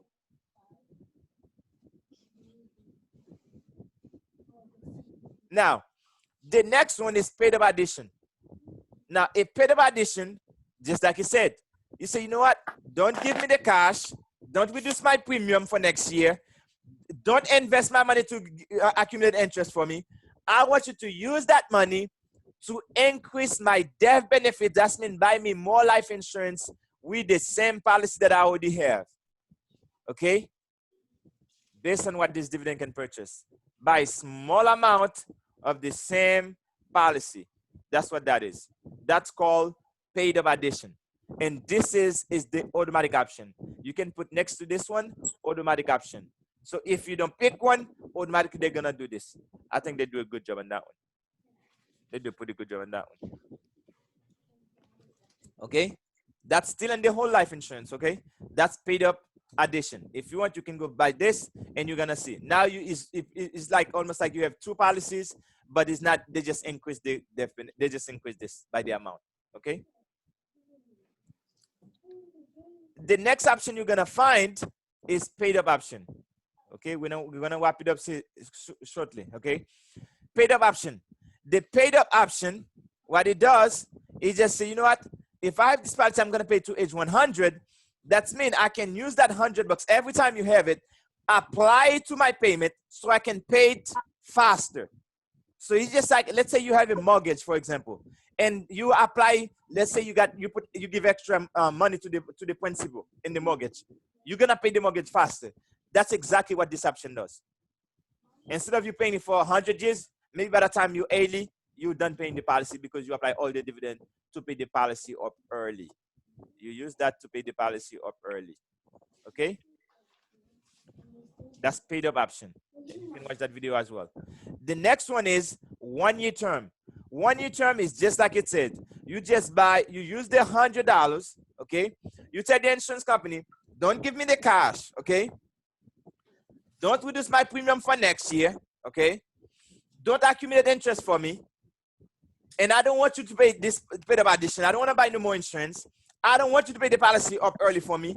I want to just use that $100 to buy a policy for just 1 year as a term policy. If you die during the 1 year, now you're going to get the previous policy that you have plus whatever that 1 year policy is. If it is a $5,000 policy, the 100 buy for that year, then if you die during that 1 year, they're going to give you the other $50,000. You already have an original policy plus this other $5,000. Okay? If you don't die during the 1 year, you end up losing the 1 year term policy, but you still keep your original policy. Okay? And that's it for this one. Got it? Those are called dividend option. So you only use this for dividend option. Just remember that. It's dividend option. You only use it for the dividend. If there is a term policy, there is no dividend. So those option does not apply. It's only apply if there is dividend get involved. And it just tell you how to take it. Okay? And the last category is this one, settlement option. Now, if I have a rule, I have a choice is how to get my cash value. Now, I tell you, if there is dividend, how to get it. What about if it's time for me to settle the death claim? How do I get the proceeds? Now, this is where we're talking about the big fat check. How do I get that money now? Okay? Now, this is where the beneficiary gonna enjoy that money. And then you can also determine how you want that money to be to the beneficiary as well. Because you are the policy owner, you can pick how you want that settlement option to apply. So when it comes to the settlement option, now if this settlement option are triggered at age 100, okay, if death happen at age 100 or before that, so that's gonna happen. So you have to be dead in order for that option to work, or live to age 100. If you die before 100, you're gonna trigger this option. If you're still living at age 100, you're gonna trigger that. Okay? Because once you reach 100, if it is a whole life, they have to do something. The first way you can get it is cash. cash. That's when they give you, if you cover for 150,000 and something happened to you once you die and they receive the proof, they're gonna give the whole amount as a lump sum. That's the automatic option, by the way. If you don't pick one, automatically that's what the company gonna do. You can put automatic option for this one, cash. This one is cash. For the non-forfeiture, it was extended term. For the dividend option is paid up addition, and for the settlement option is cash is the automatic option. That's the automatic option. So now there's life income. This saying that you can pay, if something happened to me, I have a $100,000 policy. I want you to pay my beneficiary for the rest of their life. As long as they live, you're gonna give them a paycheck. So if the money runs out, I do not care. As long as they're living, you still have to give them a paycheck. That's called life income. But once they die too, no more payment. If there's money left over, the insurance company keeps it. Is this a life, life insurance policy thing? Life income? Now, when you turn to a life income, now the same life insurance that you say you don't like, really, some people say they don't like them, right? And then he turned to an annuity. Now you can turn to a stream of income for your family. So now that family can get a paycheck for the rest of their life. That's how you create wealth for them as well. You replace that income, just like you were still here. That's called a straight whole. That's a straight life. That's mean once, if you die and there's money left over, your beneficiary get nothing because that money stay for that. Who would do something like that? Let's say if two people married, okay? If two people married and then the husband passed away, okay, but there's no more beneficiary. There's no more person. That they only two people. Okay, who they're gonna leave the money for anyway? So that option probably best suitable for them. So if that happened, the husband passes away, say, listen, if something happened to me, honey, I want them to pay you a paycheck just like I was still living. Now you get that paycheck for the rest of your life, but that paycheck gonna be more fat because, hey, it's only life income. So they're gonna give them, the paycheck gonna be way more. Also, you can pick this option where you say life income with period option. When you do life income with period option, what does that mean is, yes, period certain option. What does that mean? You're gonna pay back for life or 10 years or more. If you pick 10 years, the worst thing that can happen, they have to pay you for 10 years. If you die before 10 years, let's say you die in 8 years, they're gonna pay your family for the other 2 years, your beneficiary, whatever left over. But if you pass 10 years, you're still living, well, the deal was for life. Is there life or 10 years? So you're gonna have to continue to pay me. What happens if there's no more money? I don't care. You still gotta give me the same paycheck for the rest of my life. You like that better, Alex? Oh, I love that. I need my husband to sign that for me. You see what I mean? But listen, if your husband don't have life insurance, that's not gonna happen. That's we love. That's we love. That's when you can say, honey, yeah, honey, you the best. Now, when something happens to your husband, now his picture can stay into the living room because he do his job. But if he doesn't do that, when he pass, guess what? Somebody gonna replace him with a nice picture. You can say, hey, this man not supposed to be here because he didn't live nothing. So work for your picture to stay in the living room forever. Oh yeah, I want that. And the kid can say, no, hey, don't touch this picture. This is Pop up here, man. That's Pop. Don't you dare take that picture out. That's Pop right there. He did a good thing for us. So don't you dare touch that picture. What's wrong with you? Next one. Life income or survivorship. We covered this kind of yesterday anyway. Life income or joint survivor. When you say joint survivor, that's mean that's cover 2 or more people. Now, even let's say that's 2 couples. Let's say like I live this for, let's say that I have a child and then that child is married, okay, and I leave the policy for him. And then if I pick this option for him, that's mean they're gonna have to cover the wife as well, and they cover both of them for the rest of their life. As long as both of them living, they're gonna continue to receive a paycheck for the rest of their life. If the money runs out, it doesn't matter. They still gotta get the paycheck for the rest of their life. Now, the exam, they try to trick you in this section here. I'm gonna show it to you, never miss that in the test question. So if it is a joint and survivorship, they can do joint like half survivor. What does that mean, half survivor or 2/3 survivor? If the first one die, if that's what they pick, if they pick half, so if they were receive 1,000 each, when one of them pass away, they're gonna only receive 1,000. If they were just receiving 1,000 for the two of them, if one of them pass away, they're gonna receive 500. Okay? So on the test question, make sure you get that. Usually this is too easy to get. They trick you with this one. 2/3 survivor. If you go into test question, they ask you this question. You see 2/3 joint and survivor. Please and please never take any answer that have 1/3 on it. You better put that in your notes somewhere. If they pick this option, when one of them pass away, the other one gonna receive 2/3 of what both of them was receiving. Actually, this one gonna generate more income for the one that living than this one. How that's gonna happen? Because remember I say if they receive $2,000, if you say $2,000, if one of them pass away, if it was this one, they're gonna receive only 1,000. But if it is this option, so if you multiply this by 2 and you divide that by 3, now they're gonna get $1,300. So that would be 1,300, but this one will just give them 1,000 if they pick this one. So now, this one could be a better option. Just remember, don't pick. They're not gonna ask you to do the math. I just show it to show you this one will generate more income at the end of the day. But make sure you understand, only pick 2/3 in one.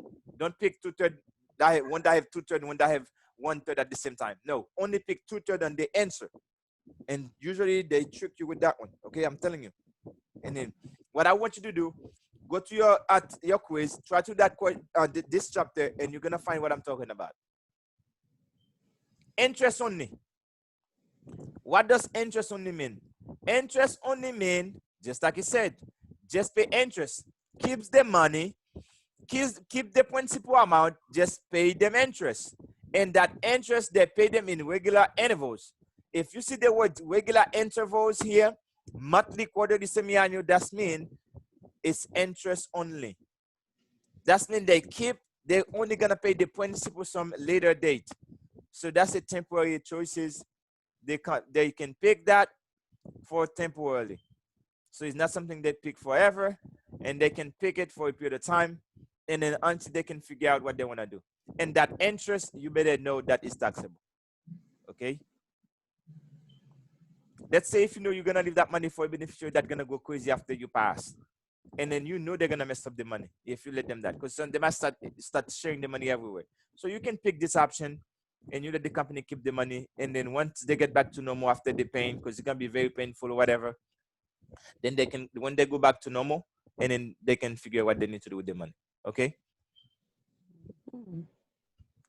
This is called fixed period.